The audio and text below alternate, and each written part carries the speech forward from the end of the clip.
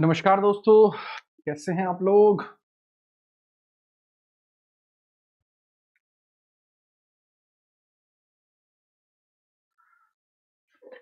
RRB NTPC economics की one shot में आप सभी का स्वागत है। यह है क्लास नंबर 5 जो इस सीरीज में हम करा रहे हैं, जिस सीरीज को कहा जाता है वन शॉट सीरीज। इस वन शॉट सीरीज में आप सभी का स्वागत है। आज हम इकोनॉमिक्स के वन शॉट को करा रहे हैं, कल आपकी कंप्यूटर की वन शॉट इसी के माध्यम से कराई जाएगी। जो जो बच्चे आ चुके हैं आप सभी का स्वागत है। ठीक है, अब बात को समझने की कोशिश करना, यहाँ पर जो माहौल कटेगा वो अलग लेवल पे कटेगा। कारण इसके पीछे का मैं बता देता हूँ, क्योंकि आपकी पूरी की पूरी सीरीज कोई आम सीरीज नहीं है। इसके अंतर्गत जो डिस्कशन आपको देखने को मिलने वाला है कुछ अलग ही लेवल का डिस्कशन है। अगर आप यहाँ देखेंगे प्लेलिस्ट के सेक्शन में जाएंगे तो प्लेलिस्ट के सेक्शन में आपको ये इकोनॉमिक्स की सीरीज दिखा दी जाएगी, जो आप कल ही हमने सेशन लिया था। इकोनॉमिक्स की वन शॉट ली थी कल की क्लास में, जो आपकी 2 घंटे से ऊपर की क्लास थी, जिसको बहुत सारे बच्चे ऑलरेडी देख चुके हैं। अब इकोनॉमिक्स की वन शॉट का दूसरा हिस्सा है, क्योंकि इकोनॉमिक्स एक कॉम्प्लेक्सिव सब्जेक्ट हो सकता है, तो इसको एक बार में समझा जाना मुश्किल था, इसलिए इसके 2 लेक्चर लगाए गए हैं। ठीक है, इसके बाद कंप्यूटर आएगा। अगर हम बात को समझें कि कौन सा सेशन किस तरीके से किया जाएगा, तो वो भी मैं आपको यहीं पर बता देता हूं। अगर आप इसी के अंतर्गत समझते हुए आएंगे कि सर क्या चीज कैसे कैसे कराई जानी है, तो वो भी आप समझिएगा। अगर मैं आपको यहाँ पर बताऊं कि सर क्या चीज कैसे होनी है, तो वो भी आप थोड़ा सा देखिएगा। मैं थोड़ा सा आपको डिस्कस कर देता हूँ और ये डिस्कस करना ना मतलब किसी कारण से जरूरी भी है। राइट, ये किसी कारण से जरूरी भी है, वो भी मैं आपको बताता हूँ। जो आपको विक्ट्री स्ट्रैटेजी हमें देखने को मिलेगी, वो मैं थोड़ा सा आपको बता रहा हूं। ठीक, ओके ओके ओके ओके। एक क्षण की प्रतीक्षा मेरे भाई। ठीक है, इसके अंतर्गत आप देख सकते हैं।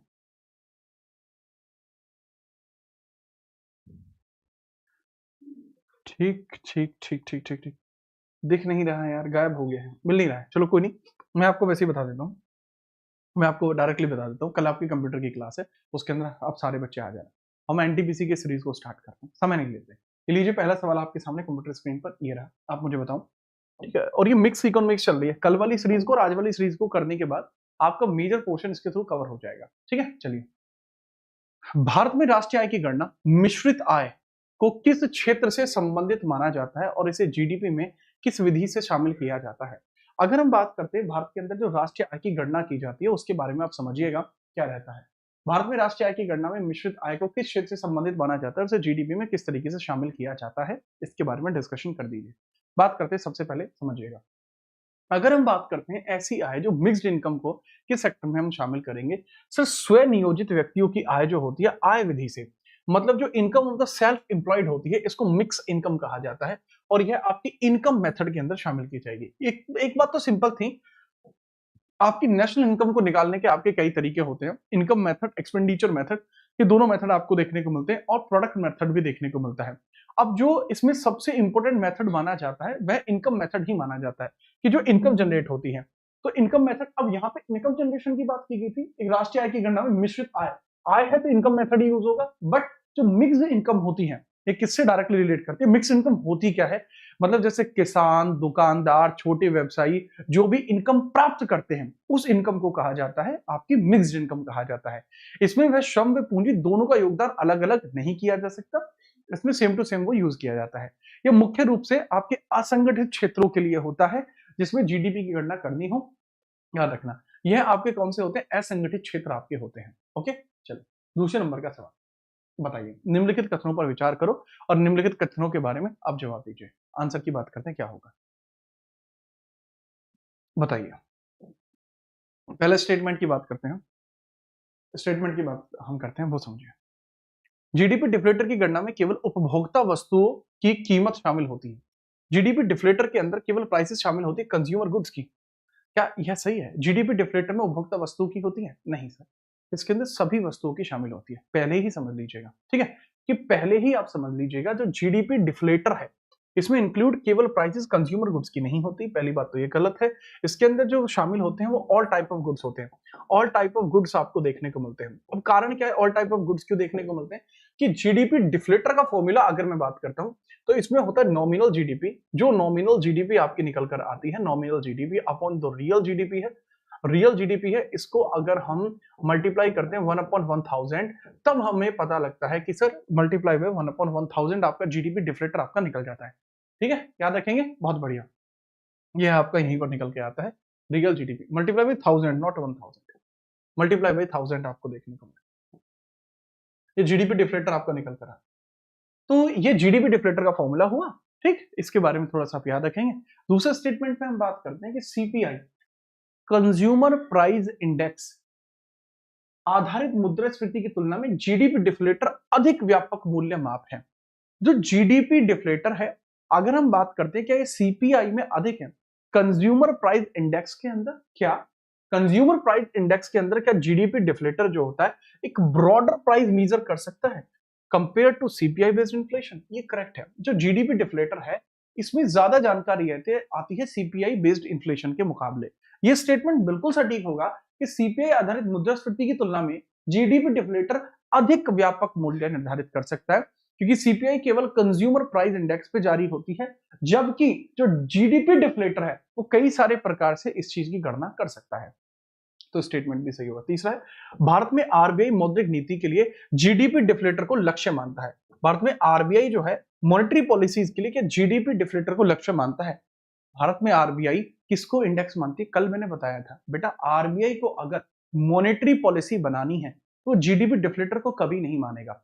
आरबीआई क्या करेगा, भारत में मौद्रिक नीति बनाने के लिए सीपीआई को अपना बेस मानता है, सीपीआई को अपना बेस मानता है, सीपीआई को बेस मानेगा, सीपीआई को लक्ष्य मानेगा। वो कंज्यूमर प्राइस इंडेक्स के आधार पर कस्टमर को कोई सामान कितना पड़ रहा है, ज्यादा पड़ रहा है तो महंगाई है, इन्फ्लेशन है, सस्ता पड़ रहा है इसका मतलब डेप्रिसिएशन चल रहा है, या कह सकते हैं डिप्रेशन चल रहा है, मंदी चल रही है। इसमें एक ही लक्ष्य सही है, केवल कथन सेकंड सही है, ओनली स्टेटमेंट सेकंड। बात खत्म हो, पूछा है करेक्ट कोड कौन सा, केवल सेकंड हुआ, बाकी स्टेटमेंट तो गलत हो गए। बहुत बेहतरीन, एक बच्चा भी इसका सही जवाब नहीं देता है। तीसरा हम बात करते हैं फिलिप्स वक्र के संबंध में कौन सा कथन दीर्घकालीन परिप्रेक्ष्य में सर्वाधिक सटीक है? फ्लिप कर्व के बारे में बताइए कौन सा स्टेटमेंट सही है फ्लिप कर्व के बारे में। फ्लिप कर्व के बारे में बात करते हैं। सर जो फ्लिप कर्व आपको देखने को मिलता है ये कब आता है? सर जो फ्लिप कर्व आपका आता है 1917 के दशक में फ्लिप कर्व आपका आया था।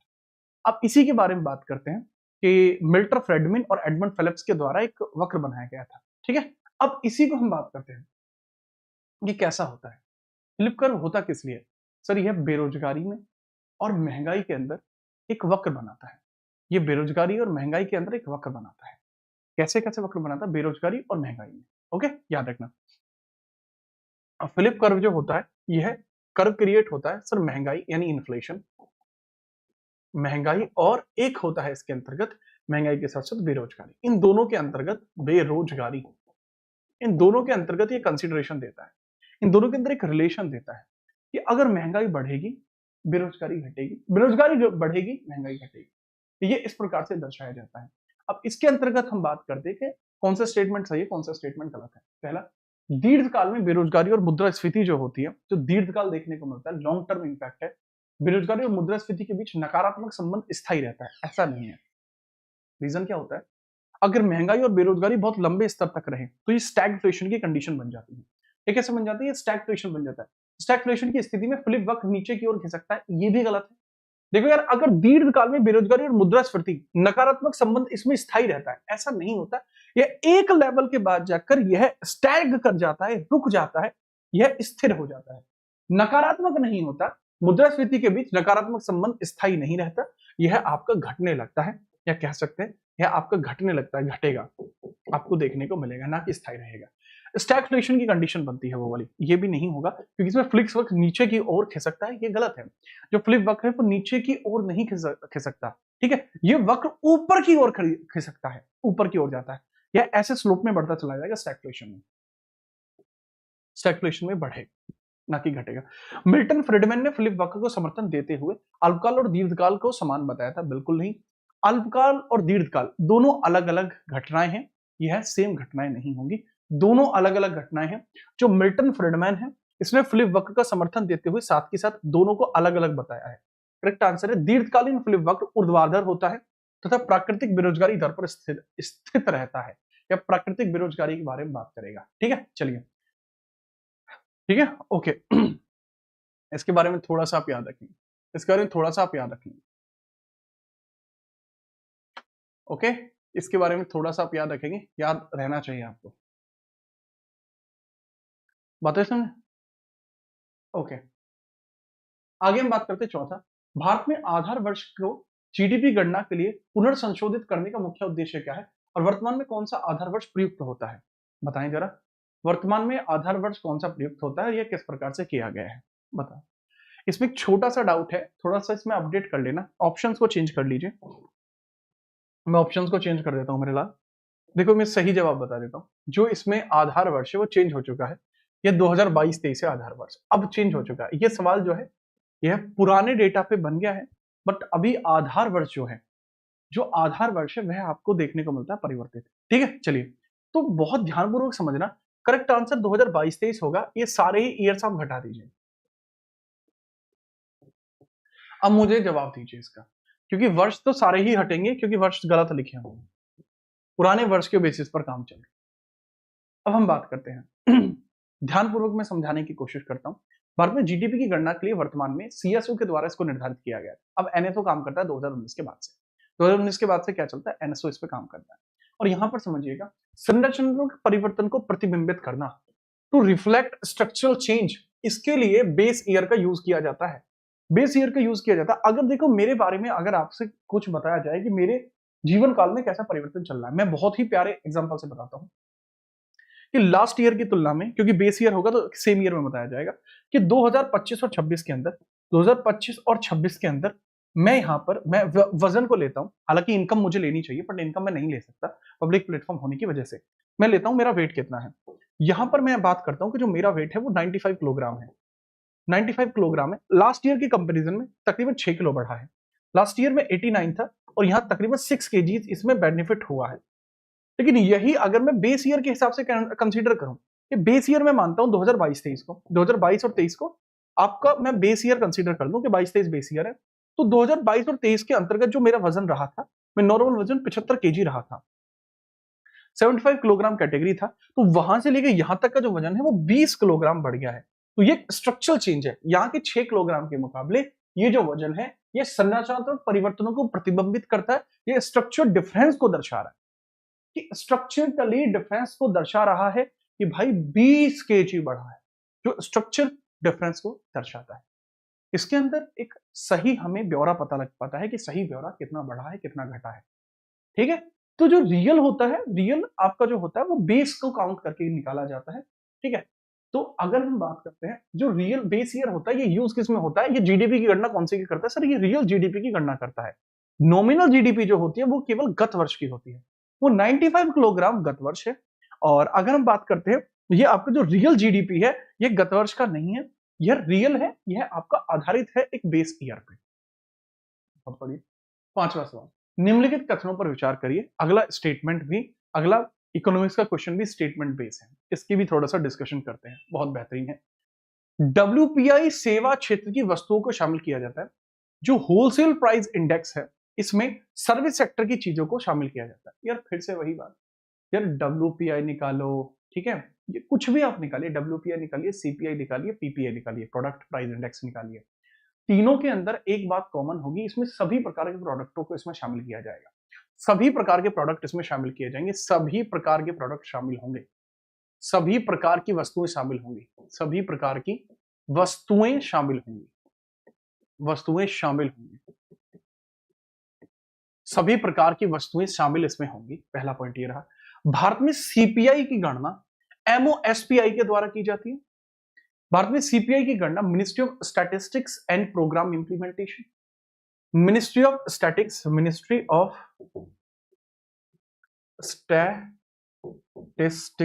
स्टैटिक्स एंड, ठीक है, जो पीआई का मतलब क्या होता है, प्रोग्राम इंप्लीमेंटेशन, प्रोग्राम इंप्लीमेंटेशन होगा, प्रोग्राम इंप्लीमेंटेशन, इंप्लीमेंटेशन। तो ये आपको बताना है सही है। मैं अगले ऑप्शन की बात करता हूं। देखो पहला तो गलत हो जाएगा, पहला तो स्टेटमेंट ही गलत हो जाएगा, पहला स्टेटमेंट नहीं है। जैसे कोर इन्फ्लेशन में खाद्य और ईंधन दोनों को शामिल किया जाता है। कोर इन्फ्लेशन में आप थोड़ा सा याद रखिए, कोर इन्फ्लेशन में खाद्य और ईंधन दोनों को बाहर रखा जाता है क्योंकि अत्यधिक अस्थिर होते हैं। जब हम कोर इन्फ्लेशन निकालते हैं इसमें ना तो हम फूड को कंसीडर करते ना ही फ्यूल को करते, क्यों, क्योंकि ये दोनों के दोनों ही बहुत ज्यादा आपके अनस्टेबल होते हैं, दीज आर वेरी अनस्टेबल, इसलिए इनको शामिल नहीं किया जाता। ये वेरी अनस्टेबल है, वेरी अनस्टेबल है, तो इनको हम कभी भी कोर इन्फ्लेशन के अंदर इनको शामिल ही नहीं करते, दोनों को शामिल नहीं किया जाता। तो ये स्टेटमेंट भी गलत, ये स्टेटमेंट भी गलत। करेक्ट आंसर होगा केवल दूसरा कथन सही है। आप इसको भी नहीं कर पाए। इसको बोलते क्या फिर? इसको हेडलाइन इन्फ्लेशन में इसको जोड़ा जाता है, हेडलाइन इन्फ्लेशन में इसको जोड़ा। सिंपल सी बात होगी, कोर इन्फ्लेशन में खाद्य और ईंधन दोनों को शामिल नहीं किया जाता। जब खाद्य और ईंधन दोनों को शामिल किया जाता है तो वो हेडलाइन इन्फ्लेशन कहलाता है बच्चे, वो होता है हेडलाइन इन्फ्लेशन।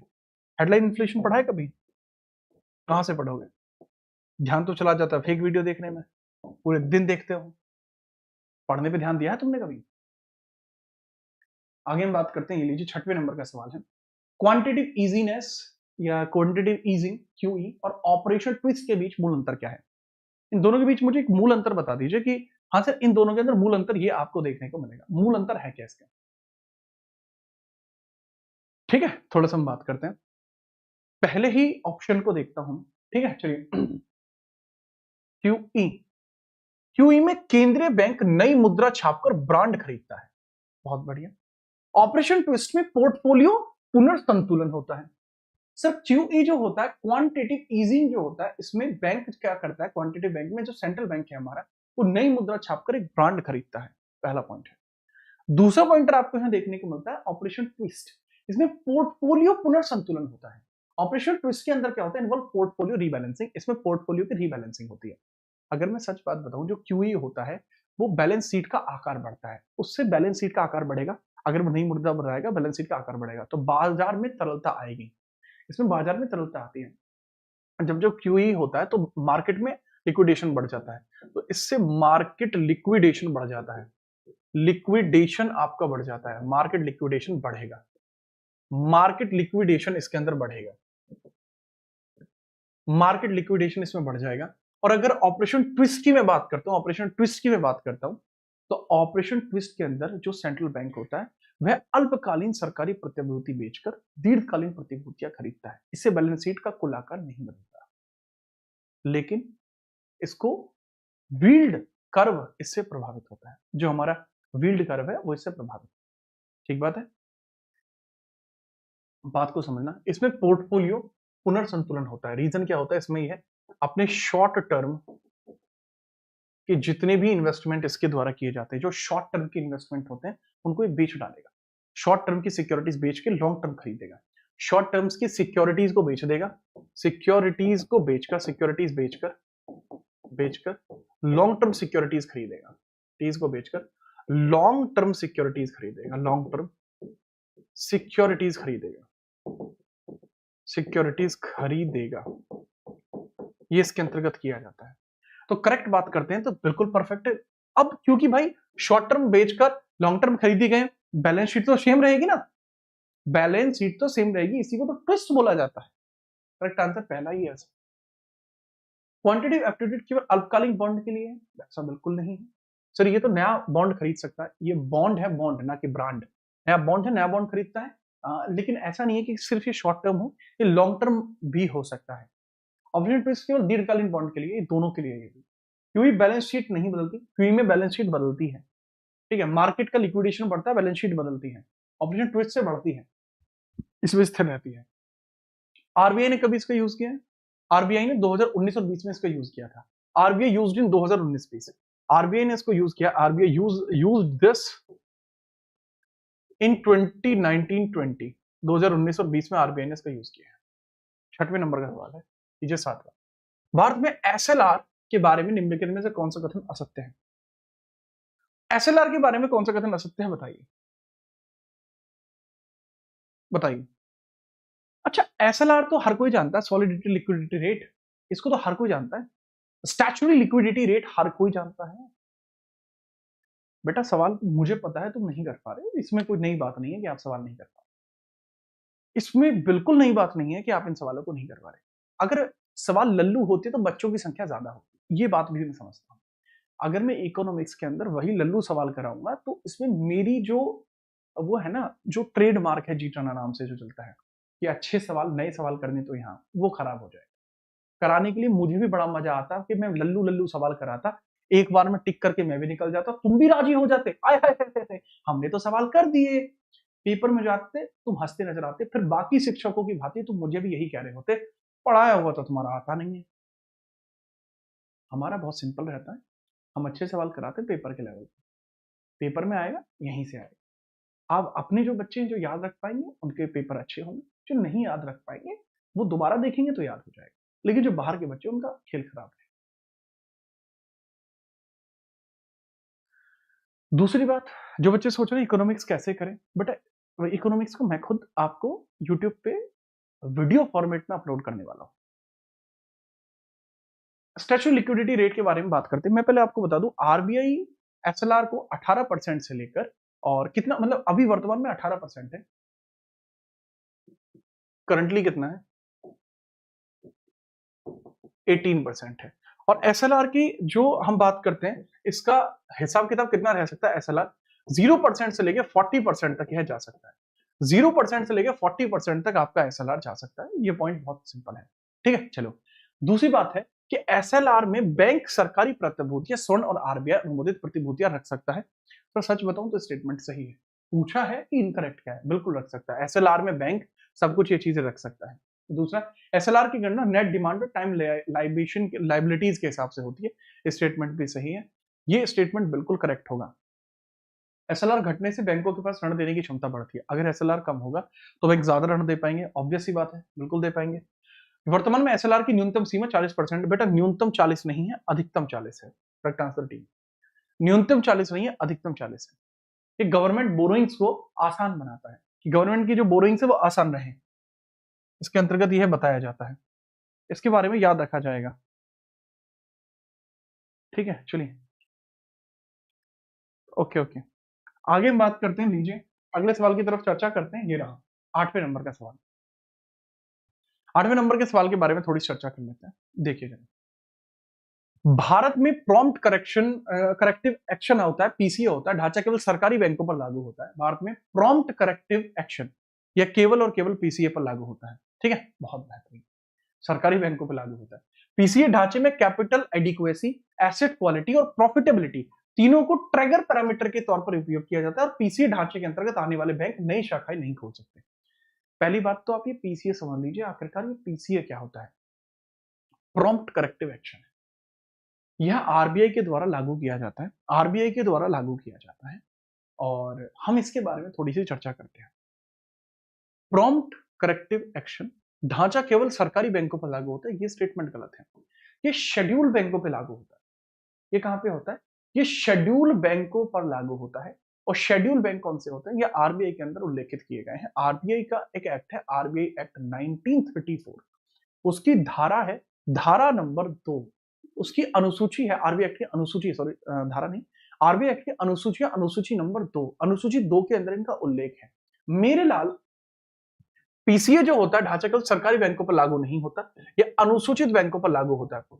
अनुसूचित बैंक क्या होते हैं, अनुसूचित बैंक क्या होते हैं, शेड्यूल्ड बैंक क्या होते हैं आखिरकार।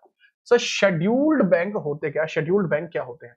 शेड्यूल्ड बैंक वो हैं जो आरबीआई के अधीन काम करते हैं, सरकारी हो या ना हो यह मायने नहीं रखता, ठीक है, याद रखना। दूसरा है कि इसका ट्रिगर पैरामीटर जो होते हैं, प्रॉम्प्ट करेक्टिव एक्शन का trigger parameter capital adequacy, asset quality, profitability तीनों होते हैं, ये करेक्ट है।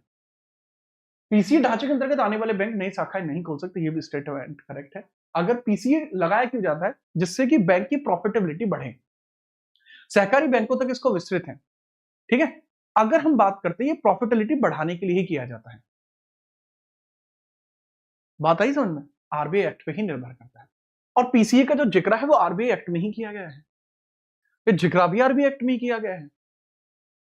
करेक्ट स्टेटमेंट होगा दूसरा तीसरा। एक बच्चा पूछा सहकारी बैंकों पर लागू करेगा, 2021 में एक स्टेटमेंट आता है कि जी हाँ, यह सहकारी बैंकों पर भी लागू करेगा, ये सहकारी बैंक पर लागू करेगा,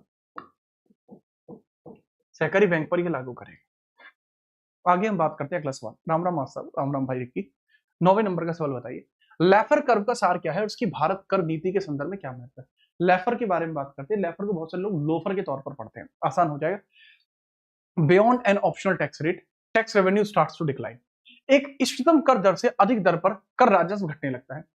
अगर हम बात करते हैं, इसका मतलब समझिएगा, लॉफर कर्व लगाकर, जो मतलब आर्थर लॉफर के द्वारा इसको किया गया है, ये 0 से 100% दोनों करों के बारे में सरकारी राजस्व शून्य होने लगता है। इसका कहना यह है कि कोई एक टैक्स है, उसको अगर आप अधिकतम स्तर तक बढ़ा दोगे, ठीक है, जहां राजस्व अधिकतम हो जाएगा, उस ऐसी परिस्थिति के अंदर राजस्व आप बहुत अधिक नहीं बढ़ा सकते, वरना लोग उसको देने से कम करेंगे। आयकर दर घटाने पर वास्तविक संग्रह बढ़ जाता है। देखो तुम्हें ये बात नहीं पता होगी, लेकिन मैं समझाने की कोशिश करता हूं। लोफर कर्व यह बताता है, मतलब लाफर कर्व यह बताता है कि अगर आप टैक्स को एक मिनिमल रेट से भी आगे बढ़ा दोगे तो रिसीविंग कम हो जाएगी, राजस्व उससे जो आ रहा है वो कम हो जाएगा। ये इसके अंदर निर्धारित बातें हैं। अगर लाफर कर्व की बात हम माने तो इसके अकॉर्डिंग ये कहा जाता है कि कम जीएसटी रेट पर ज्यादा संग्रह प्राप्त होता है। कम जीएसटी रेट पर ज्यादा संग्रह प्राप्त होता है, ज्यादा संग्रह प्राप्त होता है, ज्यादा संग्रह प्राप्त होता है। कम जीएसटी रेट पर ज्यादा संग्रह प्राप्त होता है, ये बात इसके अंतर्गत बताई गई है, ये परफेक्ट है। जीएसटी कम रेट है, ज्यादा संग्रह प्राप्त होगा। ठीक है, नेक्स्ट अगला सवाल ये रहा 10वें नंबर। भारत में राजकोषीय उत्तरदायित्व एवं बजट प्रबंधन एफआरबीएम एक्ट 2003 के संबंध में निम्नलिखित में से कौन सा कथन सही नहीं है? एफआरबीएम के बारे में मुझे बताओ, कौन सा कथन सही नहीं है? कुछ स्टेटमेंट इसके अंतर्गत सही होंगे, कुछ स्टेटमेंट इसमें सही नहीं होंगे। ठीक है, foreign reserve and banking management आपको देखने को मिलेगा, sorry physical responsibility and budget management आपको देखने को मिलेगा। I am sorry about it, मैंने गलत फुल फॉर्म बता दी थी, मैं दूसरी भावनाओं में बह गया था।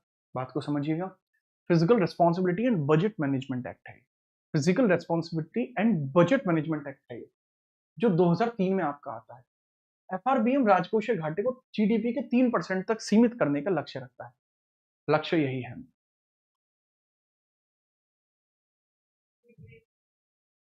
करेक्ट है ये कि राजकोषीय घाटे में जीडीपी को 3% तक सीमित करने का लक्ष्य रखा गया है। एफआरबीएम में एस्केप क्लॉज का प्रावधान है जो आपातकालीन परिस्थितियों में सीमा के विचलन की अनुमति देता है। क्या इसमें एस्केप जैसी चीजों का डिस्कशन किया गया है? बिल्कुल किया गया है, एस्केप क्लॉज का डिस्कशन इसके अंतर्गत किया गया है। यह आर्थिक संकटों की बात करता है।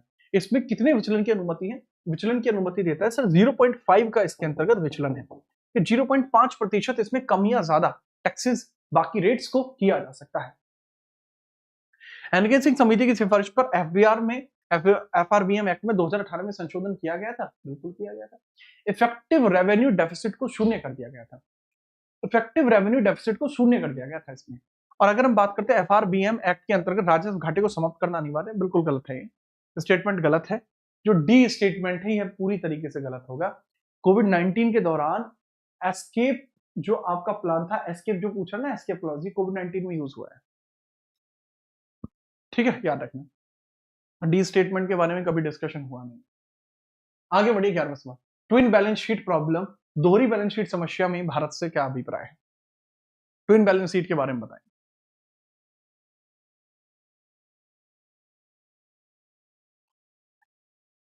What do you mean by the twin balance sheet?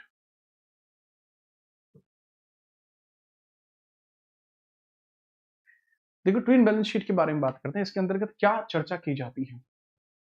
सरकारी बजट और चालू खाते के एक साथ घाटे की स्थिति है, simultaneous deficit of government budget and current accounts. Current account और गवर्नमेंट बजट जब एक साथ खराब होते हैं तो यह इस प्रकार की स्थिति है? बिल्कुल भी नहीं। ट्विन बैलेंस शीट का मतलब होता है कॉर्पोरेट क्षेत्र और बैंकिंग क्षेत्र दोनों की बैलेंस शीट का एक साथ दबाव में होना, ये स्टेटमेंट करेक्ट है। जब कॉर्पोरेट सेक्टर और बैंकिंग सेक्टर दोनों एक ही बार में दबाव में होते हैं, stress in the balance sheet of the both corporate sector and the banking sector, जब दोनों के ही ऊपर दबाव होता है तो इसको ट्विन बैलेंस शीट इशू कहा जाता है, इसको ट्विन बैलेंस शीट इशू कहा जाता है। ठीक है, चलो, क्या इसके बारे में कभी कभी चर्चा की गई है? मुझे याद आता है 2012 से और 2017 के बीच में, जब हमारा इंफ्रास्ट्रक्चर पूरी तरीके से तबाह था। रीजन क्या है? इकोनॉमिक सर्वे ने ही बताया था 2016-17 के अंतर्गत जो इंफ्रास्ट्रक्चर स्टील जैसे क्षेत्र है उन पर भारी ऋण है, और उस ऋण होने की वजह से उनका कॉर्पोरेट सेक्टर, जो स्टील कॉर्पोरेट सेक्टर, वो बिल्कुल तबाह था, उनका बैंकिंग सेक्टर भी पूरी तरीके से तबाह था। तो ये चीज आपको यहां देखने को मिलती है। 12वें नंबर का सवाल है, बताइए, भारत में मार्जिनल स्टैंडिंग फैसिलिटी के अंतर्गत बैंक अपनी एसएलआर प्रतिभूतियों का एक हिस्सा बेचकर आरबीआई से धन उधार दे सकता है। ये स्टेटमेंट पहला, बहुत बेहतरीन। एमएसएफ दर सामान्यतः रेपो रेट से 0.25 बेसिक पॉइंट अधिक होती है। इसको या तो 25 पॉइंट मान लीजिए, 0.25% अधिक रहती है। इस स्टेटमेंट सही, छोड़िए इन बातों में कुछ नहीं कहा। एमएसएफ का उपयोग अत्यंत तरलता संकट में, इमरजेंसी लिक्विडिटी क्राइसिस में किया जाता है। 24 आवर्स के अंतर्गत अगर पेमेंट करना तब इसका यूज किया जाता है। करेक्ट है, तीनों ही स्टेटमेंट करेक्ट है इसमें। सभी तीनों स्टेटमेंट इसमें करेक्ट है। मार्जिनल स्टैंडिंग फैसिलिटी एक ओवरनाइट लिक्विडिटी होती है जिसको इसी तरीके से किया जाता है, ठीक है, याद रखना। अब होता क्या है, बैंक का अंतिम विकल्प होता है, अगर कुछ भी नहीं हो पा रहा है तब वो एमएसएफ यूज करता है, मार्जिनल स्टैंडिंग फैसिलिटी होती है। अगर आपको ना पता हो तो मैं बता दूं, बैंक एसएलआर को स्वयं के पास आरबीआई के लिए सुरक्षित रखता है, बैंक स्वयं के पास ही रखता है, स्वयं के पास आरबीआई के लिए संरक्षित रखता है, स्वयं के पास आरबीआई के लिए संरक्षित रखता है, आरबीआई के लिए संरक्षित रखता है, आरबीआई के लिए संरक्षित रखता है,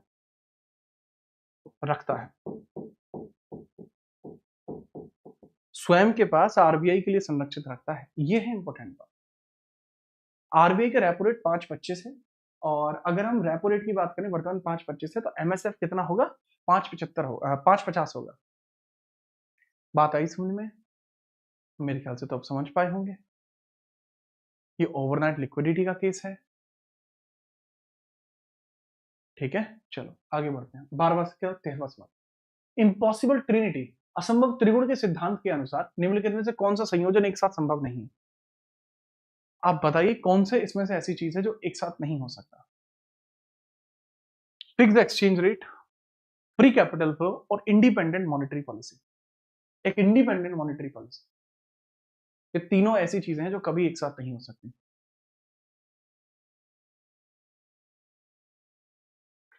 देखो अगर हम बात करते हैं fix exchange rate, control capital flow और इंडिपेंडेंस मॉनेटरी पॉलिसी, ये संभव है। यूएसए और इंडिया इन दोनों को करके भी रखता है। ये सेम चीज, ये फ्लेक्सिबल एक्सचेंज रेट, ठीक है, फ्री कैपिटल फ्लो और इंडिपेंडेंट मॉनेटरी पॉलिसी, ये दोनों की दोनों यूएसए के अंदर प्लस इंडिया के अंदर दोनों में वर्किंग है, ये है। अब है तो इम्पॉसिबल थोड़ी है, जो संभव नहीं है वो ये है, कैपिटल फ्लो का फ्री रहना और एक्सचेंज रेट का फिक्स रहना और इंडिपेंडेंट मॉनेटरी पॉलिसी का होना, आपको यहां देखने को मिलता है, ठीक है। बेटा जो करंट अफेयर की क्लास की मांग कर रहे हैं, करंट अफेयर की क्लास को लेकर मैं अभी घोषणा करने वाला हूं कुछ ही क्षण बाद, ठीक है, तकरीबन तकरीबन 4:30 के आसपास आपकी घोषणा होगी करंट अफेयर्स को लेकर, रेडी रहना, ओके। नेक्स्ट हम बात करते हैं 14वें नंबर का सवाल है, भारत में चालू खाता घाटा सीएडी, करंट अकाउंट डेफिसिट और वित्त खाता के बीच संबंध में कौन सा कथन सही है? सर ये करंट अकाउंट डेफिसिट इस बार बहुत ज्यादा सीजीएल में पूछा गया था, तो हो सकता है आपके यहां पूछा गया, सीजीएल 2025 में पूछा गया करंट अकाउंट डेफिसिट के बारे में। करंट अकाउंट डेफिसिट होता क्या है, जब आपका इंपोर्ट आपके एक्सपोर्ट से ज्यादा हो जाए, वो करंट अकाउंट डेफिसिट होता है। करंट अकाउंट डेफिसिट कब होता है, जब आपका इंपोर्ट आपके एक्सपोर्ट से बहुत ज्यादा हो जाए, आपके एक्सपोर्ट से ज्यादा हो जाए, इसी को बोलते हैं करंट अकाउंट डेफिसिट। तो ये पूछ रहा वित्त खाते में, फाइनेंशियल अकाउंट में, इसमें क्या डिफरेंस आपको देखने को मिलता है, बात करते हैं और तगड़े तरीके से आप मुझे बताएंगे। देखो कि पूंजी खाता अधिशेष प्लस आरक्षित परिसंपत्तियों में capital account surplus plus change in reserve assets, correct answer यही है। अब मेजर डिफरेंस तो यही होगा कैपिटल के अंदर, ठीक है। रीजन भी बता देता हूं, देखो अगर मैं बात करता हूं कि इसके अंतर्गत पूंजी खाता अधिशेष और आरक्षित परिसंपत्तियों में परिवर्तन इसलिए रखा जाता है क्योंकि अगर मैं फाइनेंशियल अकाउंट की बात करता हूं, कैपिटल अकाउंट की बात करता हूं, तो कैपिटल अकाउंट के अंतर्गत यह डिस्कशन नहीं रखा जाता। कैपिटल अकाउंट के अंदर टोटल चीजें रखी जाती हैं, लॉस हो प्रॉफिट हो कोई फर्क नहीं पड़ता, उसमें दोनों ही चीजें रखनी पड़ती हैं, राइट। तो कैपिटल अकाउंट के अंतर्गत जो सरप्लस होता है, कैपिटल अकाउंट के अंदर जो सरप्लस होता है उसको जोड़िए, प्लस रिजर्व एसेट्स के अंदर जो परिवर्तन है वो जोड़िए, तो आपके यहां पर आ जाए। एक गधा पूछ रहा है कि करंट अकाउंट और सेविंग अकाउंट में कौन सा बेहतर? बेटा करंट अकाउंट अलग ही है, ये वो वाला करंट अकाउंट नहीं है चाचा, ठीक है। चलो आगे हम बात करते हैं, जो बच्चे पूछ रहे हैं कि सर आप यूपीएसआई की मैराथन लोगे या नहीं लोगे?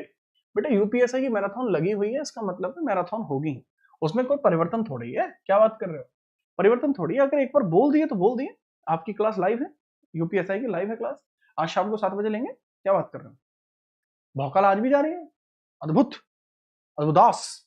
आगे बढ़िए, नेक्स्ट हम बात करते हैं अगले सवाल के बाद, 14वें सवाल के बाद 15वें सवाल की बात करते हैं। 15वां सवाल थोड़ा सा इसमें ना वो देख लेना, लैंग्वेज थोड़ी सी कलर नहीं हुआ तो समझने में थोड़ी इशू हो सकता है, मैं बताता हूँ।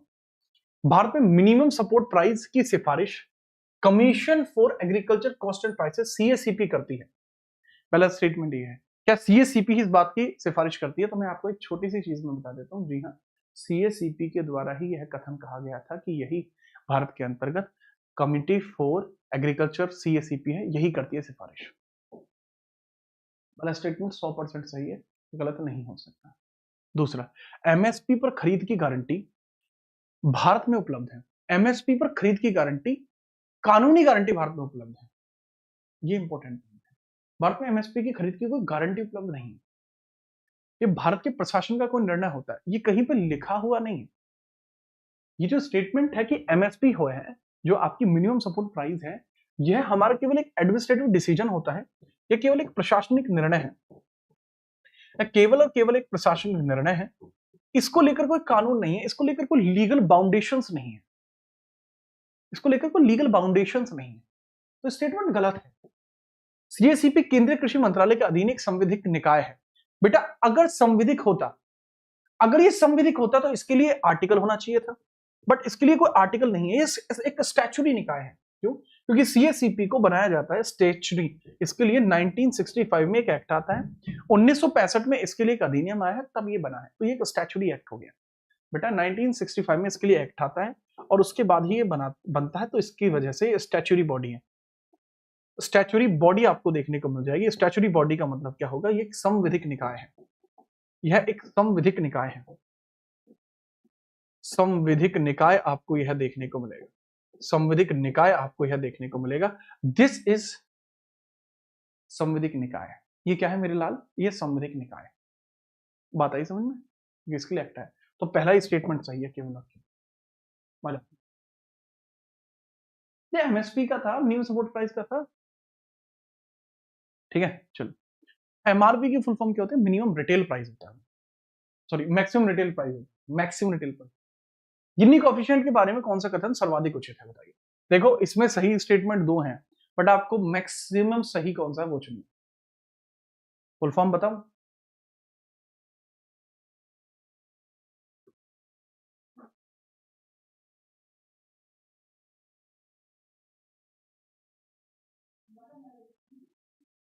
बात क्यों करते हैं? गिनी कोएफिशिएंट 0 का अर्थ पूर्ण असमानता है। गिनी कोएफिशिएंट 1 का अर्थ पूर्ण समानता है, पूर्ण समानता है, पूर्ण समानता है। गिनी कोएफिशिएंट लॉरेंज वक्र और पूर्ण समानता रेखा के बीच के क्षेत्र पर आधारित है। मैं दिमाग ही नहीं लगाऊंगा, सी है, सीधा मुझे देख रहा है, जिंदा सही है। आधे बच्चे पहली बार इस सवाल को कर पाए होंगे। ठीक है। भारत का गिनी कोएफिशिएंट कैसा? बहुत बुरा है भारत का गिनी कोएफिशिएंट। भारत के अंदर जो भारत की 95% जो आपकी भारत की जो 60% भारत का पैसा है, वो केवल 5% लोगों के पास है। भारत का 60% धन। देखिए गिनी कोएफिशिएंट का फॉर्मूला A/A+B। A/A+B भारत के अंतर्गत गिनी कोएफिशिएंट का फॉर्मूला। ए क्या है? लॉरेंज वक्र और 45 डिग्री की पूर्ण समानता बीच का जो क्षेत्र है वो, और ये 0 से 1 के बीच में होता है। बी लॉरेंज वक्र का नीचे का क्षेत्र। देख मैं समझा, दिस इज लॉरेंज वक्र। लॉरेंज वक्र ये पॉपुलेशन, सॉरी ये हाँ पॉपुलेशन, और ये है मेरे लाल इनकम। इनकम एक लाइन इसमें खींची जाती है 45 डिग्री, ये होती है ए, इसी को ए बोलते हैं। 45 डिग्री पे खींचते हैं, इसको बोलते हैं ए। फिर जो दूसरी रेखा खींची जाएगी, जो दूसरी रेखा खींची जाएगी, ये ऐसे भी खींच सकती है, ये ऐसे भी खींच सकती है। तो अगर इनके जो बीच का डिफरेंस होता है, ये जो चीज है ये दर्शाती है वास्तविकता। ये चीज दर्शाती है वास्तविकता में। तो ए वाला पोर्शन ये है। नॉर्मल का और इसके बीच का डिफरेंस जो होता है, नॉर्मल का और बीच का इसके डिफरेंस जो होता है, ये बी कहलाता है। अगर आप समझ पाए हैं तो बेहतरीन बात, इसके बारे में याद रखना। करेक्ट आंसर होगा सी। फॉर्मूला मैंने बता दिया, A/A+B। मैक्सिमम रेंज इसकी 0 से 1 के बीच में होती है, रेंज इसकी मैक्सिमम। 17वां सवाल, मार्जिनल प्रोपेंसिटी टू कंज्यूम के मल्टीप्लायर के बीच संबंध कैसा होता है? ये बढ़िया सवाल है, इसके बारे में बता दीजिए। इन्वेस्टमेंट मल्टीप्लायर के बारे में पूछा गया है ना? हाँ, इन्वेस्टमेंट मल्टीप्लायर फॉर्मूला बता दीजिए। ये बहुत आसान है, देखो याद रखना, 1/1 - MPC फॉर्मूला है ये। 1/1 - MPC फॉर्मूला होता है। अब MPC आपका क्या होता है? MPC के बारे में बात कर लेते हैं। सर MPC के बारे में बात कर लेते हैं, ये है क्या? बता दीजिए। देखो यार, ये है marginal propensity to consume. MPC बता रखा है 0.8। इन्वेस्टमेंट मल्टीप्लायर का मान मुझे बता दीजिए कितना आएगा। अरे 5 आएगा यार, तुम बहुत चिरकुट हो। अगर मैं बात बताऊं यहाँ 0.8 दे रखा है, तो 1/1 माइनस 0.8 इक्वल टू कितना हो गया 1/0.2। 2 से एक जीरो ऊपर बढ़ाई 10, 2 से काटा 5। तो यार जो इन्वेस्टमेंट मल्टीप्लायर वो 5 नहीं आया क्या? तुम थोड़ी बहुत भी बुद्धि नहीं लगाते क्या? या थोड़ी तो लगा करो। और 1 माइनस एमपीसी को क्या बोलते हैं? इसको 1 माइनस एमपीसी को एमपीएस बोलते हैं। ये भी फॉर्मूला पूछ लिया जाएगा कि सर एमपीसी 1 माइनस एमपीसी को क्या और कोई फॉर्मूला दिया जाता है? इसको एमपीएस बोलते हैं। एमपीएस का मतलब होता है marginal propensity to save. Marginal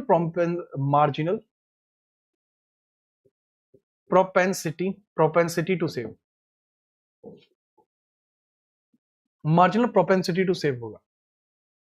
ये मार्जिनल प्रोपेंसिटी है, ये सेव करने के लिए होता है। क्या रखना? आगे हम बात करते हैं 18वें नंबर का सवाल है, इसके बारे में थोड़ा समझना। ये थोड़ा टफ सवाल है, थोड़ा सा टफ है, इसमें हम बात करते हैं। बेसेल थर्ड नॉर्म्स के अंतर्गत टीयर 1 कैपिटल में केवल इक्विटी कैपिटल शामिल होता है, जबकि कैपिटल कंजर्वेशन बफर के अंदर बेसेल थर्ड का एक अनिवार्य घटक है जो 2.5 पर निर्धारित किया गया है। बहुत बढ़िया। लेवरेज रेशियो को बेसेल 3 में पहली बार नॉन रिस्क बेस्ड रिक्वायरमेंट के रूप में शामिल किया गया था। नॉन रिस्क बेस्ड रिक्वायरमेंट के रूप में इसको शामिल किया गया। मैं इन दोनों ही तीनों स्टेटमेंट की बात कर लेते हैं। पहले हम पहले स्टेटमेंट की बात करते हैं। इसमें कॉमन जो इक्विटी टीयर के बारे में बात की गई, कॉमन इक्विटी टीयर के बारे में बात की गई। बेसेल 3 नॉर्म्स के अंदर टीयर 1 कैपिटल में केवल इक्विटी कैपिटल शामिल होती है। मैं डिस्कशन करता हूँ। टीयर 1 के अंतर्गत जो डिस्कशन किया जाता है सर, इसमें एटीआई में परपेचुअल बॉन्ड, इंस्ट्रूमेंट, ये सब शामिल हो सकते हैं। इक्विटी कैपिटल और रिटेन्ड अर्निंग दोनों शामिल होंगे। Equity capital plus retained earning भी शामिल, अर्निंग शामिल। पहला स्टेटमेंट गलत है, पहला स्टेटमेंट गलत है। हाँ, दूसरा स्टेटमेंट और तीसरा स्टेटमेंट दोनों सही है। आप इस क्वेश्चन को स्किप कर देना, ये क्वेश्चन आपके लेवल से बहुत ज्यादा का हो जाएगा। ठीक है, यह आपके लेवल का थोड़ा आपके लेवल से थोड़ा ज्यादा हो जाएगा। ये थोड़ा टफ लेवल हो जाएगा, इसका लेवल थोड़ा टफ, इसका लेवल टफ हो जाएगा, इसका लेवल टफ हो जाएगा, इसको आप छोड़ दें। 19वां सवाल आप बताइए, प्रायोरिटी सेक्टर लैंडिंग, इसके बारे में, पीएसएल के बारे में बताइए। पीएसएल तो आप बता सकते हैं। एक घरेलू वाणिज्यिक बैंकों के लिए पीएसएल का लक्ष्य एएनबीसी का आपका कितना होता है? 40% है। अब यहाँ एएनबीसी क्या होता है? एडजस्ट नेट बैंक क्रेडिट होता है। एडजस्टेड नेट बैंक क्रेडिट इसको कहा जाता है। This is known as adjustable non banking credit. लिख लीजिएगा, adjusted net bank credit, adjusted net bank credit, credit इसको कहा जाता है। एडजस्टेड नेट बैंक क्रेडिट इसको कहा जाएगा, एडजस्टेड नेट बैंक क्रेडिट इसको कहा जाएगा। पहला स्टेटमेंट पूछा है कि इनकरेक्ट कौन सा है, क्योंकि पहला स्टेटमेंट तो करेक्ट है, इसमें इतना रखा जाता है, 40% एएनबीसी का रखा जाता है। घरेलू वाणिज्यिक बैंकों के लिए पीएसएल का जो लक्ष्य है, पब्लिक प्रायोरिटी सेक्टर लैंडिंग में एएनबीसी जो होता है, एडजस्टेड नेट बैंक क्रेडिट है, उसको 40% रखना पड़ता है। कृषि के लिए 18% देना पड़ता है। कृषि के लिए कितना? 18% देना पड़ता है।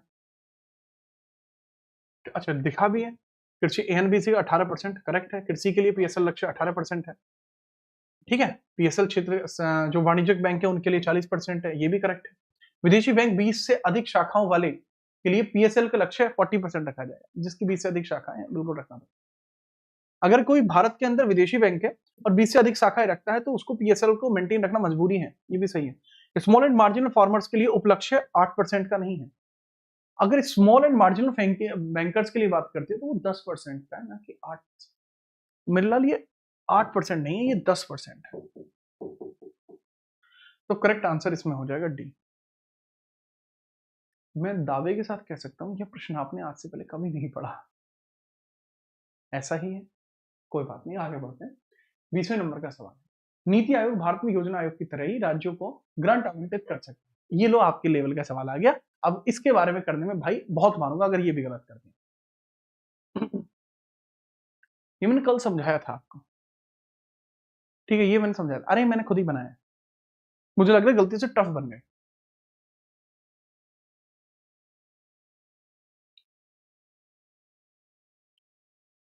मुझे लगा गलती से टफ बने।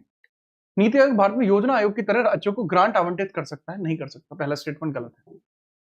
क्यों? सर नीति आयोग में और योजना आयोग में सबसे बड़ा मेजर डिफरेंस ही है, योजना आयोग यह कर सकता था, नीति आयोग यह नहीं कर सकता। जो ग्रांट टू द स्टेट नहीं दे सकता। राज्य को ग्रांट देने के लिए आर्टिकल कौन सा है? आर्टिकल 275। एक संवैधिक निकाय है, ये स्टेटमेंट भी गलत है। संवैधिक होता तो इसके लिए आर्टिकल होता। NITI Aayog is statutory body. NITI Aayog का गठन 1 जनवरी 2015 को एक कार्यकारी संकल्प एग्जीक्यूटिव रेजोल्यूशन के तौर पर हुआ। ये करेक्ट है। जी हाँ, यह एक एग्जीक्यूटिव रेजोल्यूशन के तौर पर बना है। केवल दूसरा और तीसरा सही है। केवल तीसरा सही है, सॉरी, दूसरा गलत है। जो बच्चे सोचा संवैधिक स्टैच्यूटरी क्यों, बेटा स्टैच्यूटरी होता तो इसके लिए एक्ट होता ना। एक्ट कौन सा है इसके लिए? एक्ट तो है ही नहीं इसके लिए। ठीक है, आ गया 21वें नंबर का सवाल।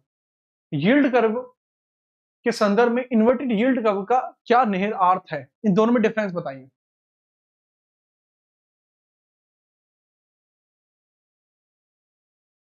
ये आसान होगा, ये आसान होगा। ठीक है, चलिए। देखो, अगर हम बात करते हैं लॉन्ग टर्म जो लोन लिए जाते हैं, जो लॉन्ग टर्म बॉन्ड खरीदे जाते हैं, लोन नहीं, लॉन्ग टर्म जो बॉन्ड लिए जाते हैं, उसमें यील्ड कर्व लगता है। जो लॉन्ग टर्म लोन लिए जाते हैं उसमें यील्ड कर्व लगता है, ये लगता है लॉन्ग टर्म बॉन्ड्स के अंदर। बॉन्ड्स अगर लिए जाएंगे तो लॉन्ग टर्म लगेगा। दीर्घकालीन बॉन्ड अगर लिए जाते हैं, दीर्घकालीन अगर बॉन्ड लिए जाते हैं, वो इसमें लगता है। इन्वर्टेड यील्ड कर्व लगता है, यह आपके सूक्ष्मकालीन के लिए लगता है, अल्पकालीन के लिए लगता है। ठीक है, चलो। अल्पकालीन के लिए लगता है, अल्पकालीन अगर कोई बॉन्ड लिए जाएंगे तो उसमें लगता है। अच्छा, एक और इसके अंदर सटीक तरीका होता है कि अगर अल्पकालीन यील्ड जो होता है, अगर इन्वर्टेड यील्ड ही दीर्घकालीन बॉन्ड से अधिक हो जाए, मतलब इन्वर्टेड यील्ड अगर यील्ड कर्व से अधिक हो जाए, अगर यहां ये कंडीशन बन जाती है कि ये ज्यादा है ये कम है, तो ऐसी परिस्थिति को क्या कहा जाता है? सर यही कही जाती है मंदी, ये आर्थिक मंदी मानी जाती है। अमेरिका में 1970 के दशक में यही देखा गया था, इन्वर्टेड यील्ड कर्व ज्यादा हो गया। ये बाजार में तरलता की अधिकता है, यह आर्थिक मंदी का पूर्व संकेत है, बिल्कुल है। बी स्टेटमेंट इसमें सही है, मैंने आपको बताया है। ठीक है, चलिए। सर पंचवर्षीय योजना भी इकोनॉमी का टॉपिक का प्रयोग भी क्वेश्चन नहीं है, वहीं आते हैं हमें। अच्छा। जिसको केवल पंचवर्षीय योजना आती है, मैं पंचवर्षीय योजना अलग से पढ़ा चुका हूँ, आप वही पढ़ लेना, बस उतना काफी है पंचवर्षीय योजना में। अच्छा, मैं आपको बता दूं, आर्थिक मंदी के बारे में जो बताया जाता है पूर्व संकेत को लेकर, आर्थिक मंदी के बारे में जो बताया जाता है वो मैं समझा देता हूँ थोड़ा सा आपको। ठीक है, चलिए, बात को समझना। अगर इसके अंदर इन्वर्टेड यील्ड कर्व ज्यादा हो गया, इन्वर्टेड यील्ड कर्व आपका ज्यादा हो जाता है, यील्ड कर्व अगर आपका ज्यादा हो जाता है, ठीक है, इस वाले यील्ड कर्व के मुकाबले, तो इस तरीके से यूजेज किया जाता है। तो ये क्या है? यही पूर्व संकेत है, मंदी का पूर्व संकेत कि अब डिप्रेशन आने वाला है। ठीक है, चलिए, याद रखिए। जो बच्चे कह रहे हैं मेरे बैच में पढ़ाया नहीं, आपका जो बैच होगा वो या तो जीडी का होगा या आपका 10th लेवल के एग्जाम का होगा। 10th लेवल के एग्जाम में मैं ये पढ़ाता नहीं। 22वां सवाल, रेपो रेट वह, ये देखो, ये तो आपके लेवल का है, ये मत कहना कि अब ये आपके लेवल का नहीं है, फिर बहुत मारूंगा अगर आप नहीं माना, फिर तुम गए।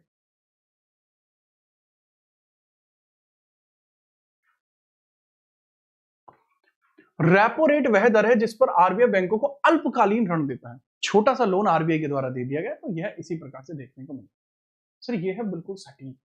रिवर्स रेपो रेट सदैव रेपो रेट से अधिक होता है, रिवर्स रेपो रेट सदैव रेपो रेट से कम होता है। बेटा यार ये तुम्हारे लिए आसान सवाल है, कम से कम इस पे लोट मत जाना। ये स्टेटमेंट गलत है क्योंकि ऑपोजिट होता है। रिवर्स रेपो रेट, क्योंकि आरबीआई जब बैंकों से लेता है तो वो हमेशा कम लेगा, तो रिवर्स रेपो रेट हमेशा कम होगा। ये अधिक बता रहा है कि रिवर्स रेपो रेट सदैव रेपो रेट से अधिक होता है। नहीं यार, कम होता है, अधिक नहीं होता, कम होता है जब आरबीआई बैंकों से लोन लेता है। ठीक है, याद रखना, इसमें होता है। बैंक रेट वह दर है जिस पर आरबीआई बिना किसी प्रतिभूतियों के बैंक को दीर्घकालीन उधार देता है। अगर मैं सच बताऊं तो ये तो सही हो गया, बैंक रेट तो वही है, पहला तीसरा सही है। ये अब ये बताओ, क्या ये मैंने आपको जो बच्चा कह रहा था आपने बैच में नहीं पढ़ाया, ये क्या मैंने बैच में नहीं पढ़ाया है? थोड़ी सी देखो, ये तो मैं बैच में पढ़ा चुका हूं, आप खुद समझिए, ये तो मैं बैच में पढ़ा चुका हूं मेरे लाल। कह रहा है आपने बस हिस्ट्री पढ़ाई थी। यार ऑब्वियस सी बात है, अगर तुम मेरा हिस्ट्री का बैच खरीदोगे तो मैं उसमें हिस्ट्री पढ़ाऊंगा ना। आगे बढ़े, 23वें नंबर का सवाल, भारत में मुद्रा आपूर्ति मनी सप्लाई के वर्गीकरण में M3 में क्या शामिल है? M3 तो मैंने समझाया होगा, M3 तो मैंने बहुत बार समझाता हूँ। M3 क्या है? M1, M2, M3, M, आपको देखने को मिलता है। M3 के बारे में बताइए क्या क्या इसमें शामिल है। मैं ऐसा करता हूँ, मैं आपको सभी चीजें बता देता हूँ। तो सबसे पहले आप समझेंगे M1 क्या होता है, M0 क्या होता है। सर अगर हम बात करते हैं कि M0 होता है करेंसी इन सर्कुलेशन, जो करेंसी सर्कुलेशन में है, और बैंकों का पैसा जो आरबीआई के पास है, और जो आरबीआई के पास अदर डिपॉजिट्स है जो आरबीआई के पास है, वो M0 होता है। M0 होता है। देखो भाई बात को समझना, M0 क्या होता है। M0 मैं सबके बारे में बता देता हूँ। ये M0 में होता है करेंसी इन सर्कुलेशन, जो चल रही मुद्रा है, करेंसी इन सर्कुलेशन, ये लिख लेना, सर्कुलेशन, जो करेंसी सर्कुलेशन में है, प्लस दूसरा इसमें पॉइंट होता है bankers deposit in RBI, banks deposit in RBI, banks deposit in RBI, banks deposit in RBI, कि बैंकों का जो आरबीआई में डिपोजिशन है वो, plus other depositions, other deposits in RBI, plus other deposit जो आरबीआई में, अदर आरबीआई डिपॉजिट, आरबीआई के अंदर जो अदर अदर थोड़ा बहुत पैसा जमा हुआ वो सब M0 होता है। करेंसी, कॉइन्स, सब कुछ इसमें आ जाएगा। M1 में क्या होता है सर, करेंसी विद पब्लिक, लोगों के पास जो करेंसी है, करेंसी ऑफ पब्लिक, लोगों के पास जितना भी पैसा है, लोगों के पास जितना भी पैसा, plus DD of bank, plus demand deposit of bank, DD का मतलब डिमांड डिपॉजिट ऑफ बैंक, आपने जो बैंक में पैसे जमा किए हुए हैं वो, राइट। प्लस तीसरा होता है other deposit in RBI, other in RBI, कुछ आरबीआई के अंदर जो अन्य डिपॉजिट होते हैं वो आपके इसमें शामिल होते हैं। M2 में क्या होते हैं वो समझिए। M1 पूरा शामिल होगा M2 में, M1 पूरा शामिल होगा, प्लस M2 के अंतर्गत एक बड़ी इंपॉर्टेंट चीज शामिल होती है जिसको बोलते हैं पोस्ट ऑफिस में सेविंग डिपॉजिट्स। पोस्ट ऑफिस के अंदर जो भी आपके सेविंग डिपॉजिट्स हैं, सेविंग्स। M3 समझ लीजिए, फिर M3 में क्या शामिल होगा सर, M3 फिर और आसान आपको हो जाएगा। M1 प्लस जो टाइम डिपॉजिट्स हैं आपके बैंक में, M1 plus time deposit in RBI, time deposit in banks, in banks आपको शामिल हो जाए। तो बताइए क्या क्या होता है टाइम डिपॉजिट इन बैंक, बताएं करेक्ट आंसर क्या होगा।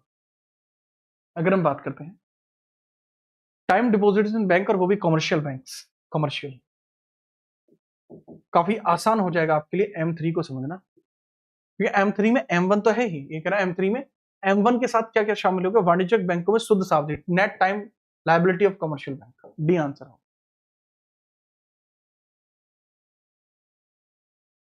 ठीक है, याद रखना। अब एनसीएंट की पीडीएफ आपकी आज शामिल हो जाएगी। ठीक है बेटा, M4 अगर लिखना चाहो तो लिख लेना, M4 भी लिख लेना। M4 में क्या है, M3 होगा, और टाइम डिपॉजिट जितना भी है पोस्ट ऑफिस के अंदर वो होगा, पोस्ट ऑफिस में टाइम डिपॉजिट, ऑफिस में जो भी आपका टाइम डिपॉजिट है वो भी इसमें शामिल होगा। लो भाई साहब, 23 के बाद 24वां सवाल, सेबी के बारे में बताइए। सेबी का एक 2015 का एक्ट है, उसके बारे में बताइए, बताओ। सेबी का एलओडीआर एक्ट आया था 2015 का, इसकी हम बात कर लेते हैं, करेक्ट आंसर क्या होगा। सेबी की हम बात करते हैं, 2025 के अंतर्गत कंपनियों में इंडिपेंडेंट डायरेक्टर की संख्या के बारे में क्या प्रावधान है, बताइए। यदि चेयरपर्सन नॉन एग्जीक्यूटिव हो तो 1/3 इसमें मेंबर्स चाहिए, बात खत्म। इसको ज्यादा वो मत लीजिए। 1988 में बना था सेबी, और 1992 में इसके लिए एक्ट आता है, ठीक है, याद रखना। और सेबी को लागू करने के लिए ये जो प्रावधान है जिसको सेबी का एक्ट है, सेबी जो है, सेबी एक्ट कब का है, सेबी खुद एक एक्ट कब का है, सो 1992 का है। इसमें संशोधन जो हुआ है वो 2015 में इसमें संशोधन हुआ। संशोधन के लिए जो एक्ट लेकर आया था उसको कहा गया था LODR, listing obligation and disclosure recruitments requirements, और ये कोटक कमेटी के आधार पर हुई थी। कोटक, जो कोटक कमेटी है उसके आधार पर हुई थी। कोटक कमेटी 2013 में बनी। कोटक कमेटी की सिफारिश पर हुआ था। 2018 में कोटक की जो समिति है यह बनी थी। याद रखना, 2013 में बनी थी, 18 में लागू होती, 15 में लागू होती। तो कांता पांडे वर्तमान में इसके अध्यक्ष। IMF के SDR में US dollar, euro, Chinese yuan, Japanese yen और ब्रिटिश पाउंड शामिल है। SDR वास्तव में एक मुद्रा है जिसे सामान्य लेन देन में उपयोग किया जाता है। भारत का IMF में कोटा सबसे बड़ा 10 देशों में शामिल है। बहुत बढ़िया। बता दो कुछ IMF के बारे में कुछ पता हो।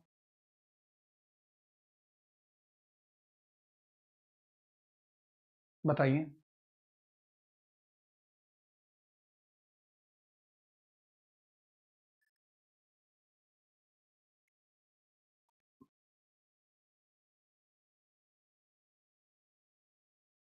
हर्षद मेहता के बाद ही कैसा है। बात करते हैं।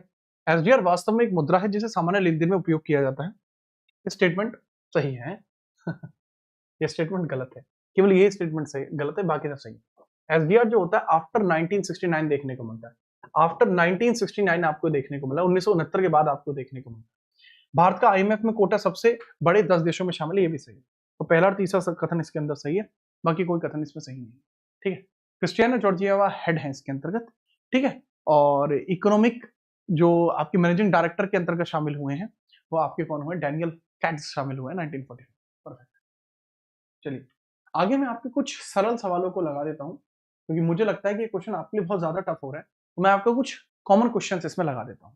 ठीक है। आपके NTPC के प्रीवियस ईयर क्वेश्चन और लगा देता हूं मैं इसमें। लिखिए, थोड़ा सा बस एक क्षण की प्रतीक्षा करेंगे, मैं NTPC के कॉमन क्वेश्चन इसमें लगा दूंगा।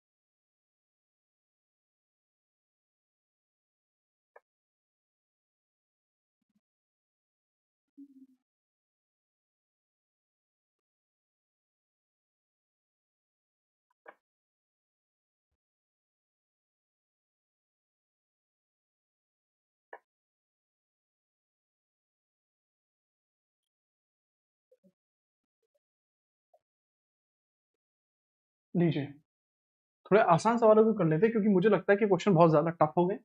हाँ, आप इनको एक भी सवाल को, कोई बच्चा 25 के सवाल ऐसे ही गए, एक भी सवाल का सही जवाब आपने दिया नहीं। तो मुझे लगा, बाद में महसूस हुआ कि आपका लेवल अभी इतना नहीं है, तो आसान सवाल डाल देता हूँ।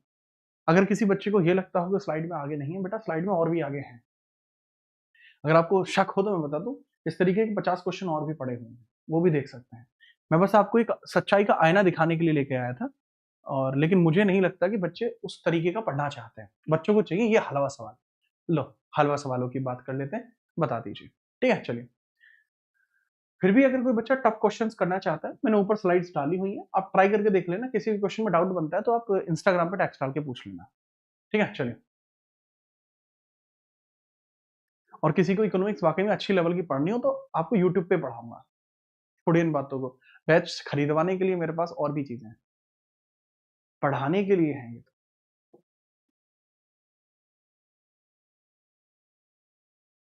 बताइए सर, कंसीडर किया जाता है, पहले बताइए आप, सवाल है जीडीपी डिफ्लेटर। जीडीपी डिफ्लेटर के संबंध में निम्नलिखित कथनों पर विचार करें, बताइए। यह एक अर्थव्यवस्था में सभी नई घरेलू रूप से उत्पादित अंतिम वस्तु और सेवाओं की कीमतों के स्तर को नापता है। सीपीआई के विपरीत इसमें आयातित वस्तुओं की कीमतें शामिल नहीं होती। सीपीआई में जो कस्टमर प्राइस इंडेक्स होता है, इसके अंदर इंपोर्ट गुड्स भी शामिल होते हैं, बट इसमें शामिल नहीं होते। करेक्ट स्टेटमेंट है, जी हाँ। जीडीपी डिफ्लेटर के अंदर ये दोनों ही स्टेटमेंट आपको सही देखने को मिलेंगे। आज की क्लास के पहले सवाल को मैंने ऐसे ही एक्सप्लेन किया था, दोनों हो जाएंगे। ठीक है, चलिए दूसरा स्टेटमेंट ये रहा। आपसे पूछा जाता है जीडीपी से सकल राष्ट्रीय उत्पाद की गणना करते समय निम्नलिखित में से कौन से घटक शामिल नहीं किया जाता। जीडीपी से अगर आप सकल घरेलू उत्पाद को नापते हैं, जो जीडीपी से सकल घरेलू उत्पाद जीएनपी की गणना करते समय कौन सा इसमें शामिल नहीं होता। विच of the following component is not included while calculating gross national product from GDP. क्या चीज इसमें शामिल नहीं होती, बताइए। तो इस बेसिस पर शामिल करते हो तो क्या शामिल नहीं होता सर? इनडायरेक्ट टैक्सेस शामिल नहीं होते, जो गवर्नमेंट के द्वारा इनडायरेक्ट टैक्स लिए जाते हैं वो शामिल नहीं किए जाते। ये तो आसान हो गया, मत कहना कि हार्ड है। नेक्स्ट हम बात करते हैं रियल जीडीपी कैलकुलेट होता है करंट प्राइसेस पर। वास्तविक, अब रीजन समझना, वास्तविक जीडीपी को नाममात्र जीडीपी की तुलना में आर्थिक विकास को बेहतर संकेतक माना जाता है। वास्तविक जीडीपी की गणना वर्तमान बाजार मूल्यों पर की जाती है, जो मुद्रास्फीति को ध्यान में रखती है। बहुत देखो यार, स्टेटमेंट है गलत। कौन सा? दूसरा। देखो, अगर हम बात करते हैं जो रियल जीडीपी की गणना होती है वो वर्तमान बाजार मूल्य पर नहीं की जाती सर, ये आधार वर्ष के मानने पर की जाती है। इसमें आधार वर्ष सही होता है, आधार वर्ष सही होता है। हाँ, ये सही है कि रियल जीडीपी को नाममात्र जीडीपी की तुलना में आर्थिक स्तरों पर थोड़ा बेहतर माना जाता है। A is true but R is false. Both A and R. A is true but R is false. A सही है बल्कि आर गलत है। ए सही है जबकि आर गलत है, ऑप्शन सी होगा। आगे हम बात करते हैं, ये लीजिए अगला सवाल ये रहा आपके सामने। थोड़ा सा इसके बारे में बात करते हैं, बताइए। थोड़ा सा इस बारे में चर्चा कर लेते हैं। ये भी सही है। मध्यम आय जाल, मीडियम इनकम ट्रैप के संदर्भ में निम्नलिखित में से कौन सा कथन सही है? यह उस स्थिति को संदर्भित करता है जहां एक विशाल विकासशील राष्ट्र आय के नए निश्चित स्तर पर फंस जाता है और उच्च आय वाली अर्थव्यवस्था बनने में विफल रहता है, जो मिडिल इनकम ट्रैप है। बताइए। देखो ये ना एकदम ऐसे होता है जो आपको देखने को मिलता है मिडिल क्लास फैमिलीज, ये बिल्कुल ऐसा होता है। क्यों है ये बिल्कुल ऐसा? दरअसल ये जो मिडिल क्लास फैमिलीज को अगर आप समझेंगे कि जो मिडिल क्लास फैमिलीज होते हैं वो हाई इनकम बनने के चक्कर में अपने खर्चे इतने बढ़ा देती हैं, अपने खर्चे इतने बढ़ा देती है कि आंसर खराब हो जाता है।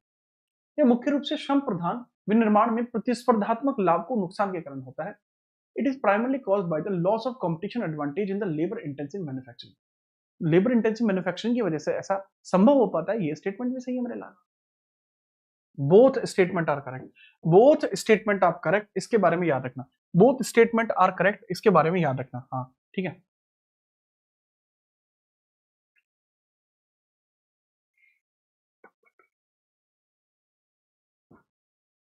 आगे हम बात करते हैं, बताइए। दोनों इसमें होंगे। पांचवा सवाल ये रहा। अब बताएं, ये भी बहुत बेहतरीन सवाल आपके सामने है। ये बेहतरीन सवाल बताएंगे जरा। When the Reserve Bank of India conduct Operation Twist, what's its primary objective? मैंने बताया था ऑपरेशन ट्विस्ट के बारे में। ऑपरेशन ट्विस्ट के बारे में मैंने बताया था यार, ये मत कहना कि नहीं बताया था। ऑपरेशन ट्विस्ट के बारे में आज की क्लास की शुरुआत में ही बताया है। ऑपरेशन ट्विस्ट के बारे में आज की क्लास की शुरुआत में ही बताया है।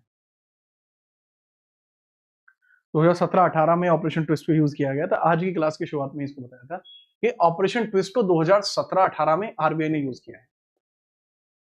क्या होता है ऑपरेशन ट्विस्ट, बताएं। इसमें होता है लंबी अवधि की प्रतिभूतियों को खरीदना और साथ ही अल्पकालीन प्रतिभूतियों को बेचना। लॉन्ग टर्म खरीदना, शॉर्ट टर्म बेचना। इससे क्या होता है, जो बैलेंस शीट है वो इक्वल बनी रहती है। बैलेंस शीट इक्वल बनी रहती है। बैलेंस शीट इसमें इक्वल बनी रहती है। बैलेंस शीट इसमें इक्वल बनी रहती है। मुझे हंसी क्यों आ रही है? मुझे हंसी इसलिए आ रही है कि आज की क्लास की शुरुआत में भी ये सवाल कराए फिर भी नहीं कर पाए, इसलिए मुझे हंसी आ रही है। आपके दिमाग में जंग लग चुका है। छठवें सवाल की बात करते हैं, बताएं। बताएं छठवें सवाल के बारे में। आपसे सवाल पूछा जा रहा है कि भैया which of the following best describe the sterilization processes by the RBI. RBI के द्वारा स्टरलाइजेशन का जो प्रक्रिया है सबसे बेहतर तरीके से कहां आपको देखने को मिलती है, बताइए।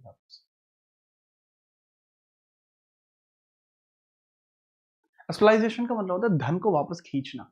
धन को वापस खींचना आपको यहां देखने को मिलता है। स्टरलाइजेशन के प्रोसेस में क्या किया जाता है, जो धन मार्केट में फैल चुका है उस धन को वापस खींचे जाने की प्रोसेस यहां पर होती है। मतलब होता है कि जो बड़े विदेशी मुद्रा प्रवाह के कारण प्रणाली में उत्पन्न तरलता आ गई है उसको वापस ले। Withdrawing liquidity from the system created due to the large foreign exchange inflow. जो विदेशी मुद्रा भंडार है वो बहुत अधिक आ जाने के कारण इसके अंतर्गत तरलता को वापस खींचा जाता है। अगर इंडिया में हर एक व्यक्ति यूट्यूबर बन जाए तो ऐसी प्रोसेस क्रिएट होगी कि आरबीआई को इस चीज को कम करना पड़ेगा। इसी को कहा जाएगा स्टरलाइजेशन प्रोसेस। जब विदेशों का भंडार भारत के अंदर बढ़ने लगता है तो मार्केट की तरलता बढ़ जाती है। उस तरलता को रोकने के लिए आरबीआई के द्वारा स्टरलाइजेशन प्रोसेस को शुरू किया जाता है। जब भारी मात्रा में विदेशी मुद्रा भारत आती है तो मुद्रा आपूर्ति बढ़ जाती है, महंगाई हो सकती है। इसे रोकने के लिए स्टरलाइजेशन यूज किया जाएगा। मैंने आपको यूट्यूब का एग्जाम्पल भी दिया। 7वें नंबर का सवाल बताइए। 7वें नंबर के सवाल की हम चर्चा करते हैं, बताओ।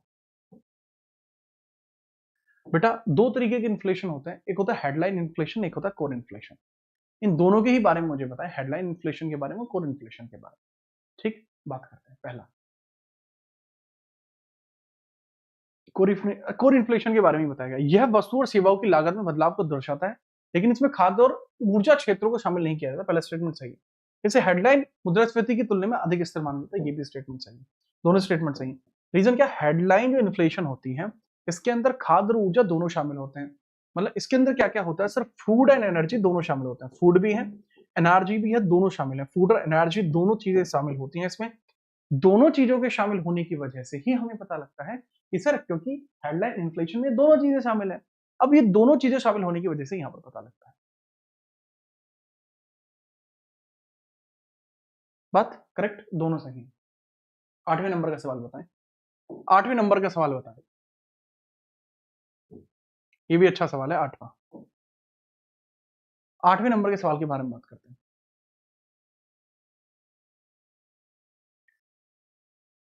यदि आरबीआई नगद आरक्षित अनुपात कैश रिजर्व रेशो बढ़ाने का निर्णय लेता है तो इसका परिणाम क्या होगा। सीआरआर बढ़ गया तो क्या होगा, करेक्ट आंसर होगा बी ऑप्शन जो इसमें दिया गया है। Decrease in the money supply in the economy. Economy में मनी सप्लाई की कमी हो जाएगी। क्यों होगी, अगर सीआरआर बढ़ा देगा तो बैंकों के पास लोन देने के लिए पैसे कम बचेंगे, तो मनी सप्लाई इसमें कम हो जाएगी। बैंकों के पास रुपए कम बचेंगे। बेटा क्षमता में वृद्धि कैसे हो जाएगी, थोड़ा सोचो तो। सीआरआर बढ़ा है, बैंकों को ज्यादा पैसा आरबीआई को देना पड़ेगा। अभी तो समझिए। नेक्स्ट हम बात करते हैं 8वें के बाद 9वें नंबर का सवाल। स्टैगफ्लेशन के बारे में बताइए। स्टैगफ्लेशन के बारे में बताओ, स्टैगफ्लेशन क्या होगा। What do you mean by the stagflation. Stagflation के बारे में बात करते हैं। स्टैगफ्लेशन के संबंध में निम्नलिखित में से कौन सा कथन सही है। A high inflation combined with the high economic growth. उच्च मुद्रास्फीति के साथ उच्च आर्थिक विकास, विकास होगा इसमें स्टैगफ्लेशन में। कैसी बात कर रहे हो मेरे भाई, स्टैगफ्लेशन में तुम विकास कर लोगे। उच्च मुद्रास्फीति के साथ स्थिर विकास, विकास थम जाएगा, होगा नहीं। लेकिन उच्च बेरोजगारी देखने को मिलेगी। Perfect answer is C. फिर गलती कर रहे हो यार, थोड़े बुद्धि लगा लो। स्टैगफ्लेशन का मतलब क्या होता है, जब महंगाई भी टॉप पर हो और बेरोजगारी भी टॉप पर हो। जब महंगाई भी टॉप पर हो, महंगाई ऑन पीक हो, एंड महंगाई ही नहीं, यही नहीं, अभी और सुनो, बेरोजगारी भी पीक पर हो। जब बेरोजगारी भी पीक पर हो तो यही देखने को मिले, महंगाई और बेरोजगारी दोनों की दोनों इसमें पीक पर देखने को मिले। बात आई समझ में। 10वें नंबर का सवाल ये रहा, इसके बारे में बताइए।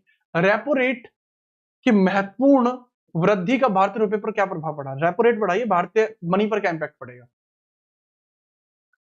ठीक है, चलिए बताओ। अगर रेपो रेट बढ़ाते हैं तो क्या होगा, what is the impact significant of the repo rate. इसके बारे में थोड़ा सा बताएं। रेपो रेट बढ़ता है तो क्या है, बात हम करते हैं।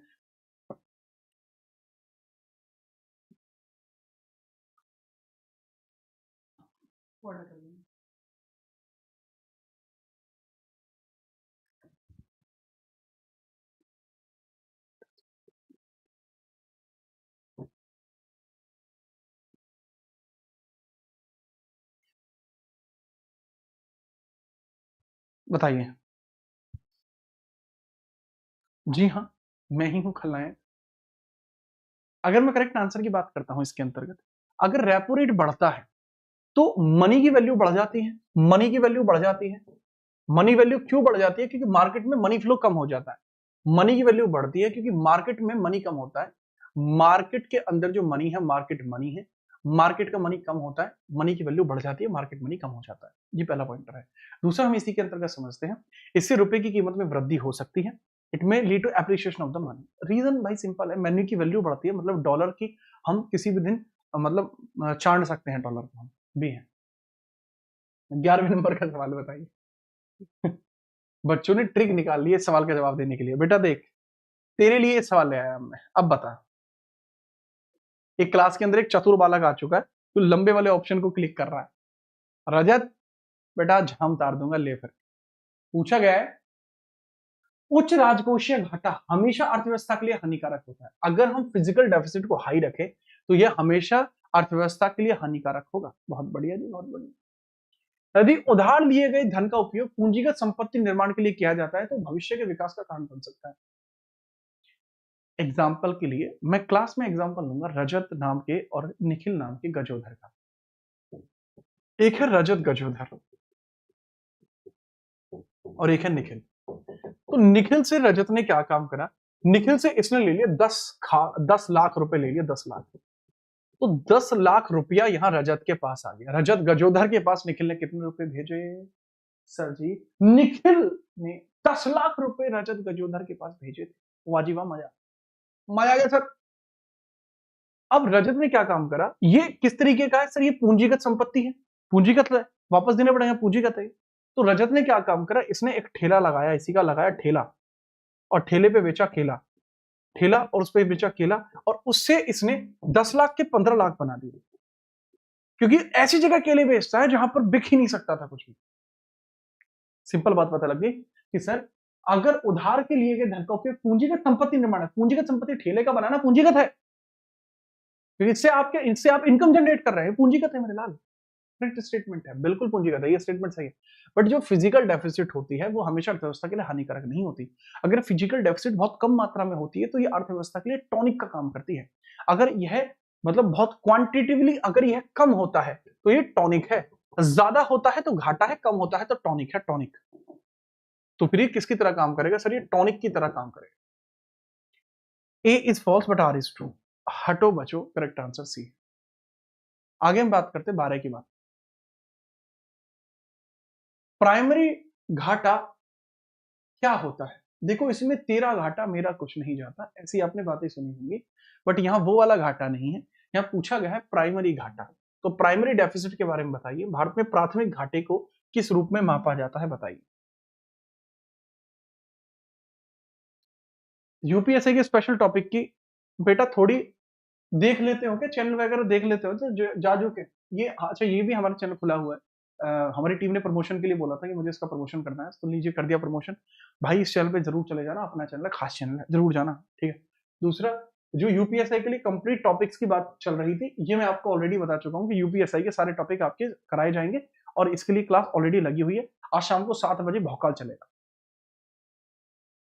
चलिए मेरे लाल, इसकी हम बात करते हैं इसके बारे में। इसका फुल फॉर्म क्या होगी? जब फिजिकल डेफिसिट में से इंटरेस्ट का पेमेंट हम घटा दें, जब फिजिकल डेफिसिट में से माइनस कर देते हैं इंटरेस्ट का पेमेंट, करेक्ट आंसर यही होगा। इसी को प्राइमरी डेफिसिट कहा जाएगा, याद रखेंगे। बेहतरीन। 13वें नंबर का सवाल ये रहा आपके सामने। बताओ 13वें नंबर के सवाल में आप बताएंगे, 13वें नंबर का सवाल यार, ये मत करना कि इसमें भी आप ना बता पाओ। भारत में वस्तु व सेवा कर के तहत निम्नलिखित में कौन सा कर शामिल नहीं किया गया है? बताओ। इसमें ये गलती मत कर देना सर, कस्टम ड्यूटी इसमें शामिल नहीं है। कस्टम ड्यूटी शामिल नहीं है, बाकी एक्साइज ड्यूटी, वैट और सर्विस टैक्स, ये तीनों के तीनों इनडायरेक्ट टैक्स होते हैं। बेटा एक श्रेयस चवारे, एक बार मुझे गूगल करके देख लेना। Exams qualified by Jeet Rana sir, एक बार गूगल करके देख लेना। आपको पता नहीं है अभी आप किस व्यक्ति से पढ़ रहे हैं। 14वें नंबर का सवाल ये रहा, लेफर वक्र के बारे में बताइए। लेफर वक्र के बारे में, लेफर वक्र किसके बारे में संबंध दर्शाता है? ये तो मैंने बताया ना लेफर वक्र के बारे में, ये किसमें संदर्भ दर्शाता है? कर की दर और कर की प्राप्तियां, कर की दर और कर की प्राप्तियां, कर की दर और कर की प्राप्तियां, कर की दरें और कुल कर का राजस्व या प्राप्तियां, कर की दर और कर की प्राप्तियों के बीच में संबंध इसी के माध्यम से दर्शाया जाता है। इसमें यह भी बताया गया है कि अगर कर की दर आप पीक पे ले जाओगे तो कल का राजस्व कम हो जाएगा। 15वें नंबर का सवाल ये रहा, बताइए। लो जी, 15वें आपके फाइनेंस कमीशन के बारे में कुछ सवालों की बात करते हैं। ये लो 15वें यहां पर सवाल है, इसके बारे में बताइए। आसान है भाई ये भी। It used tax effort as one of the criteria for the horizontal devolution of the taxes. इसने करों के क्षैतिज हस्तांतरण के लिए कर प्रयास के मानदंडों के रूप में इस्तेमाल किया था। इसने राज्यों के लिए करों का विभाजन 31%, 41% रखा था। ये भी सही है। सच बताऊं अब इसमें तो सच में, अगर सच सुनने की हिम्मत है तो सच सुनो। वास्तविकता में इसके अंतर्गत ये कहा गया था, ठीक है, चलिए, कि आपको जो 15th फाइनेंस कमीशन होगा वह काम कहां से कहां तक करेगा। सर यह आपका काम करना था इसको 21 से 26 तक, 2021 से 26 तक इसको काम करना था, 21 से 26 तक काम करना था। एनके सिंह इसमें हेड थे, एनके सिंह इसमें हेड थे, नंद किशोर सिंह हेड थे। फाइनेंस कमीशन आर्टिकल 280 में इसका उल्लेखना थी और दोनों ही स्टेटमेंट इसमें सही है। इवन इसने ये तक भी कहा था कि भाई ये तो ठीक है लेकिन टैक्स अफोर्ड को 2.5% वेटेज देने की सिफारिश भी इन्होंने करी थी। पता नहीं जो टैक्स वेटेज है इसको 2.5% आप, जो टैक्स अफोर्ड है इसको 2.5% वेटेज दे दो, 2.5% वेटेज देने की बात की गई थी इसमें, बट मैंने बताया नहीं। लो यार कोई दिक्कत नहीं, अपने ही वाला। 16वें नंबर के सवाल के बारे में बताएंगे। प्रोग्रेसिव टैक्सेशन की विशेषता थोड़ी सी बताओगे आप कि प्रोग्रेसिव टैक्सेशन क्या होती है? बताओ प्रोग्रेसिव टैक्सेशन क्या होती है? यार ये बहुत आसान सवाल है, इसमें गलती ना करो, ये पढ़ाए हुए सवाल। तो 11 नंबर क्वेश्चन देख लीजिए जरा, देख लिया बेटा, सही है, आगे बढ़ो। कौशिक दास मत हो उदास, पेपर में स्कोर आएगा तुम्हारा झकास अगर आप करेंगे सारी क्लास तो यूट्यूब पर आप लोगों के लिए सीरीज में कराई जा रही गतिमान सीरीज। मैंने पूछा निम्नलिखित में से प्रगतिशील कराधान प्रोग्रेसिव टैक्सेशन की विशेषता क्या है? Tax rate remission constant regardless of the income, आय की प्रवाह किए बगैर दर की स्थिति परिवर्तित नहीं होती। Tax rate increase as a taxable amount increase, perfect. कर योग्य राशि अगर बढ़ेगी तो इनकम के ऊपर टैक्स का लगना भी बढ़ेगा। अगर किसी को आज, मतलब इंडिया में यही चलता है, अगर कोई साल में 12 लाख, साल में कोई 15 लाख कमाता है, 15 लाख कमा रहा है, तो उस पर टैक्स जो लगता है वह आपका 10% है।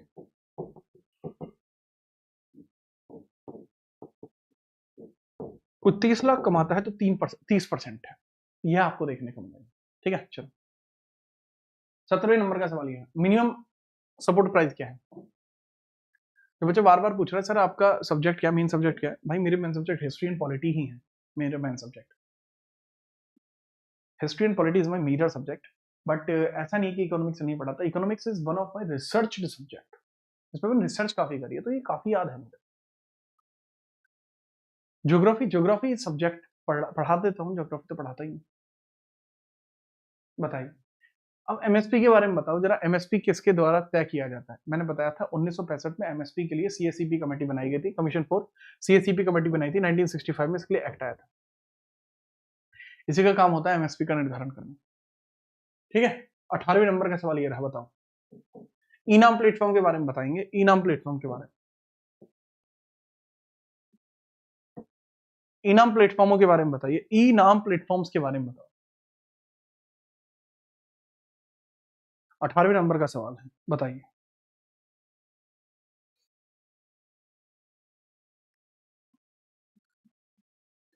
एक कह रहा है कि सर मेरा भी पॉलिटिकल सब्जेक्ट है एमए में। चाचा मेरा पीएसआईआर है, political science and international relation, तो तुम आराम से बैठ जाओ, हमें आप में मत जोड़िए। लिखो इनाम क्या है बेसिकली, अगर पूछा जाए इनाम क्या है। सर इनाम बेसिकली एक यूनिफाइड नेशनल मार्केट है एग्रीकल्चर कमोडिटीज के लिए, कृषि वस्तुओं के लिए एक एकीकृत राष्ट्रीय बाजार का बनाना है कि हम कृषि की वस्तुओं को बेचने के लिए एक एकीकृत बाजार बनाएंगे जहां पर सारी चीजें ऐसे ऑनलाइन बेची जा सके, पूरे भारत के एक मीडिया की तरह किसानों के लिए बेहतर दाम मिल सके, सब लोग इस पर चीजों को बेच रहे हैं तो आराम से बेच रहे हैं। 20वें सवाल 19वें सवाल के बारे में बता दीजिए। 19 क्वेश्चन यहाँ पे ये है, बताओ इसके बारे में भी। 19 क्वेश्चन आपका क्या है? जो प्रायोरिटी सेक्टर लैंडिंग है, मैंने बताया था पीएसएल के बारे में आपको चर्चा की है, ठीक है, पीएसएल के सेक्टर के बारे में बात करी है मैंने, बताइए करेक्ट आंसर क्या होगा? गलत पूछा है, बताना जरा एक बार।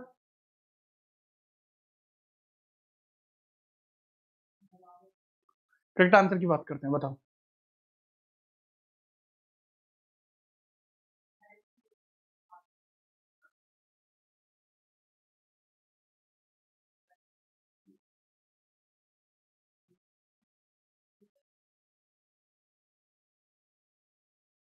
देखो अगर बात करते हैं 40% फॉर द एएनबीसी, एएनबीसी का 40% इसमें रखा गया था, बेहतरीन। 75% of the adjusted bank credit, perfect है। एडजस्टेड बैंक क्रेडिट का 75% रखा गया था, ठीक है। चलिए अब इंपोर्टेंट है क्या, एएनबीसी का 40%, सर ये शेड्यूल्ड बैंक के लिए था, शेड्यूल्ड बैंक के लिए था, ना कि एएनबीसी के लिए, बैंक्स के लिए था, एएनबीसी के लिए नहीं था। 40% शेड्यूल्ड बैंक के लिए था।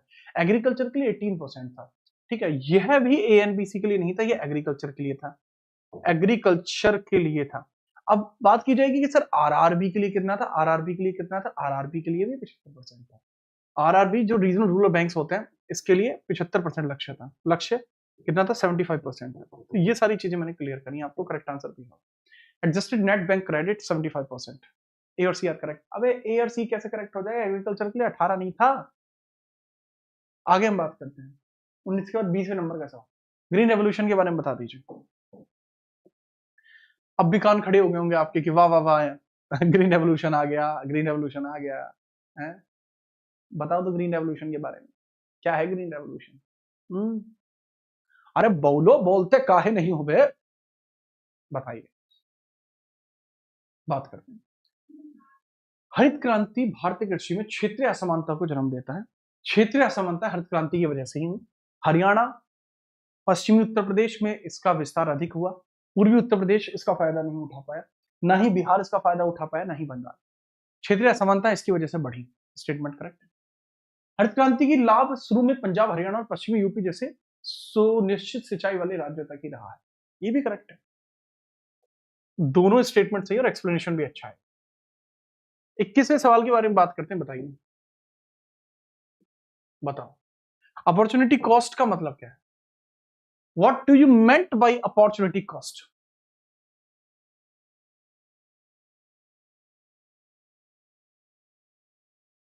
बताएं। अपॉर्चुनिटी कॉस्ट क्या है? अरे इसमें तो बता पाओगे। अच्छा, नया व्यवसाय शुरू करने में लागत की अपॉर्चुनिटी कॉस्ट है, वाह वाह जी वाह। आपने कभी सुना आम के आम गुठलियों के दाम? ये सुना था कभी, आम के आम गुठलियों के दाम? The value for the next best alternative form, छोड़े गए सबसे अच्छे विकल्प का मूल्य। The correct answer would be the value of the next best alternative form, ये अपॉर्चुनिटी कॉस्ट है। एग्जांपल के लिए, यदि आप पढ़ने के बजाय सोने का विकल्प चुनते हैं, मतलब आपने क्या काम करा, जैसे मैं क्लास के अंदर एक छात्र का एग्जांपल लेता हूँ, क्लास के अंतर्गत हमें देखने को मिल रहा है, एक छात्र है जिसका नाम है साध्वी। साध्वी नाम के छात्र का एग्जांपल लेते हैं, नाम बड़ा बढ़िया है जी इनका, साध्वी है। साधु का जो फेमिनिन जेंडर होता है साध्वी है, यानी इनका किसी से को मतलब नहीं, लेना देना किसी से कुछ नहीं है। अब इसमें हम समझेंगे, अब तो बेटा गया राजत, बड़े वाला आंसर सी था, अब तूने गलत बताया। अब साध्वी क्या करती है, साध्वी के सामने दो विकल्प दिए गए, कि इनके सामने दो विकल्प दिए जाते हैं कि या तो ये सोना, इनको सोना है या इनको पढ़ना है, और ये चुनती है सोने को। इन्होंने कहते हैं मैं तो खराटे मार के सोऊंगी, मजा आ जाएगा। लेकिन जब ये सोने के लिए जाती हैं तो वहां पर सोने वाले बेड के ऊपर बैठकर पढ़ती हैं। इन्होंने सोना विकल्प चुना और उसके बाद फिर भी ये पढ़ती है, ये इनकी अपॉर्चुनिटी कॉस्ट है। छोड़े गए सबसे अलग विकल्प का सबसे अच्छा, the value of the next best alternative for, जो छोड़ा गया विकल्प। ठीक है, चलिए नेक्स्ट हम बात करते हैं 22वें नंबर का। क्षेत्रीय ग्रामीण बैंक आरआरबीओ की सिफारिश किसने करी थी? रीजनल रूरल बैंक्स की जो सिफारिश है वो किसके द्वारा की गई है, बताइए। 1975 में एक समिति बनती है जो इसकी सिफारिश करेगी। शिवरमन समिति 1982 में बनी है, इसके द्वारा बनता है आपका नाबार्ड। 1980 में समिति बनी थी, 1982 में ये बना था। गॉडगिल समिति इसके लिए नहीं बनती, 1975 से बने हैं। नरसिम्हन समिति भी 1975 में बनी है। पहला ग्रामीण बैंक कौन सा था? प्रथमा ग्रामीण बैंक था। पहला कौन था? प्रथमा ग्रामीण बैंक पहला था। प्रथमा ग्रामीण बैंक पहला था। प्रथमा ग्रामीण बैंक इसमें पहला बैंक था। प्रथमा ग्रामीण बैंक इसके अंतर्गत पहला बैंक। करेक्ट आंसर होगा नरसिम्हन कमेटी। मजा आया, बहुत बढ़िया। अरे गॉडगिल समिति इसमें क्यों होगा भाई?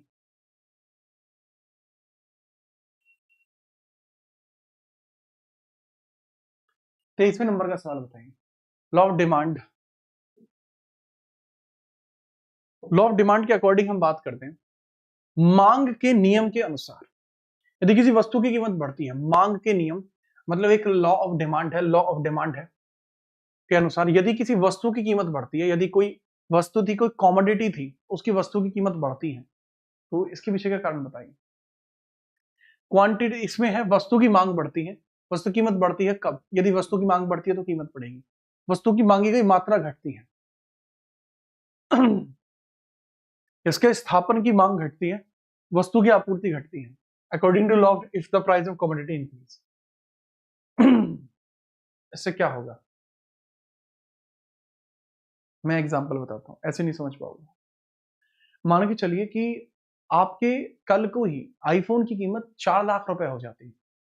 अगर वस्तु की कीमत बढ़ जाती है तो वस्तु की मांगी गई मात्रा घट जाएगी, क्वांटिटी तुरंत घट जाएगी, डिमांडेड क्वांटिटी घट जाती है। इससे डिमांडेड क्वांटिटी का घट जाना इसी में साबित होता है।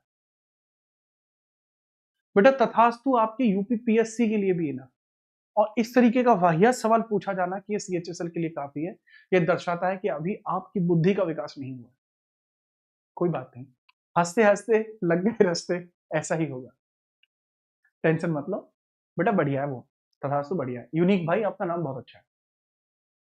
आईफोन किसके पास है? मेरे पास कीपैड का फोन है, निरा कीपैड है उसपे, मतलब उसमें स्क्रीन ही नहीं है। 24 नंबर के सवाल की बात करते हैं। गिवन गुड्स क्या होती है बताओ यार, ये तो इससे आसान सवाल नहीं है। गिवन गुड्स क्या होती है बताओगे एक बार?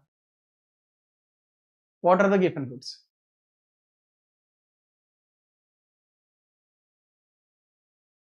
What are the given goods बताते हैं, इसके बाद एक क्वेश्चन और होगा, फिर क्लास को एंड करेंगे। गिवन गुड्स की बात करते हैं। ये वो घटिया वस्तु है जिनकी कीमत बढ़ने पर मांग बढ़ जाती है, गिवन गुड्स कहलाती है। कीमत बढ़ी, गुड्स बढ़ गए, कीमत बढ़ी तो काम भी बढ़ गया, ये गिवन गुड्स कहलाती है। बाजरा या अनाज, कीमत बढ़ती है तो ये चीज भी बढ़ जाती है। ठीक है, चलो याद रखिए, क्योंकि घटिया वस्तु होती है जिनकी कीमत बढ़ने पर मांग बढ़ जाती है, ये आपको देखने को होता है स्टेटमेंट। वे मांग के मूल नियम का उल्लंघन करते हैं। जी हाँ, मांग के मूल नियम का उल्लंघन करते हैं। कह रहे हैं अब ये यूनिक नाम का वाला कह रहे सब मजाक कर रहा था बेटा, मैं भी मजाक ही कर रहा था। ठीक है, नोट कर लीजिए, दोनों ही स्टेटमेंट सही है इसमें। अरे मैं जानता हूँ यार, अपने बालक सब जानता है।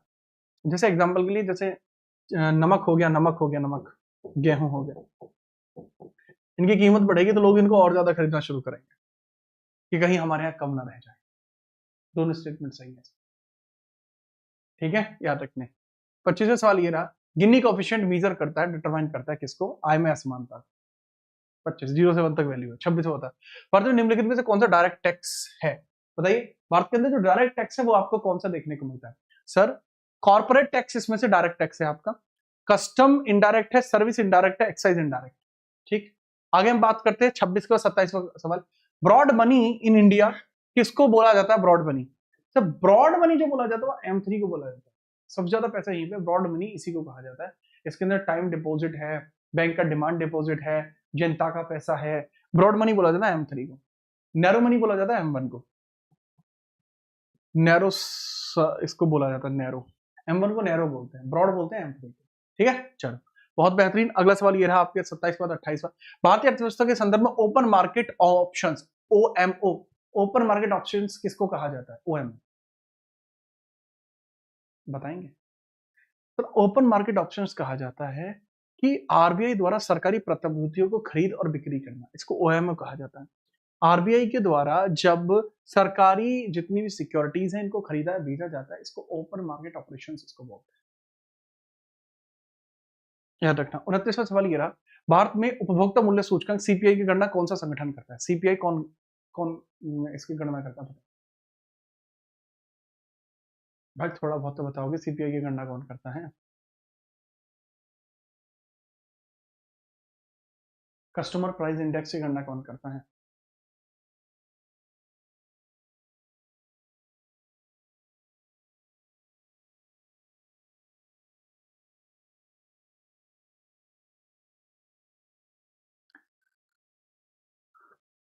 देखो, अब इसमें बच्चे गलती करेंगे।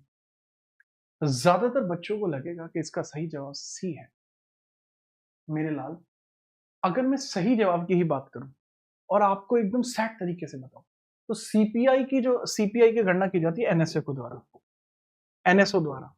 बट बेटा यहाँ सीपीआई नहीं पूछा गया, जैसे पूछा गया सीपीआई आईडब्ल्यू, मतलब कि इंडस्ट्रियल वर्कर्स, इसको श्रम ब्यूरो करता है। श्रम ब्यूरो कहां पे? हमारा शिमले में है। आपने सुना होगा, याद आउणगे जो शिमले जो टूर बलिए, मैंने सीपीआई आईडब्ल्यू बता दिया करी, आपने सुना होगा। मजा आया? बहुत बेहतरीन। बेटा सीपीआई आईडब्ल्यू शिमला करता है, लेकिन सीपीआई को एनएसओ करता है। ऐसी ही बातें आपको पता होनी चाहिए, है ना? बहुत बेहतरीन। 30वें नंबर का सवाल आपके सामने फेंक दिया है फिर से। डिसइंफ्लेशन का मतलब क्या? आपका सही था, बिल्कुल बिल्कुल आपका सही था। डिसइंफ्लेशन का मतलब क्या होता है? इन्फ्लेशन का उल्टा डी इन्फ्लेशन होता है। मुद्रास्फीति की दरों में कमी होना, इन्फ्लेशन में कमी होना डिसइन्फ्लेशन कहना है। आज की क्लास तक यही रहेगा। अच्छे सवाल आज रहे, मैंने बहुत अच्छे अच्छे लेवल पे सवालों को पूछा था और कुछ टॉप क्लास क्वेश्चंस यहाँ पे कराए गए हैं। ये आपका अंतिम सवाल है, कैपिटल बजट का हिस्सा नहीं है। कौन सी ऐसी चीज है जो पूंजीगत बजट का हिस्सा नहीं है, इसको जरूर बताना। और बाकी बचे हुए पोर्शंस को बहुत जल्दी ही करने वाले हैं। आज के लिए इतना ही, कल मिलते हैं। जय हिंद, वंदे मातरम।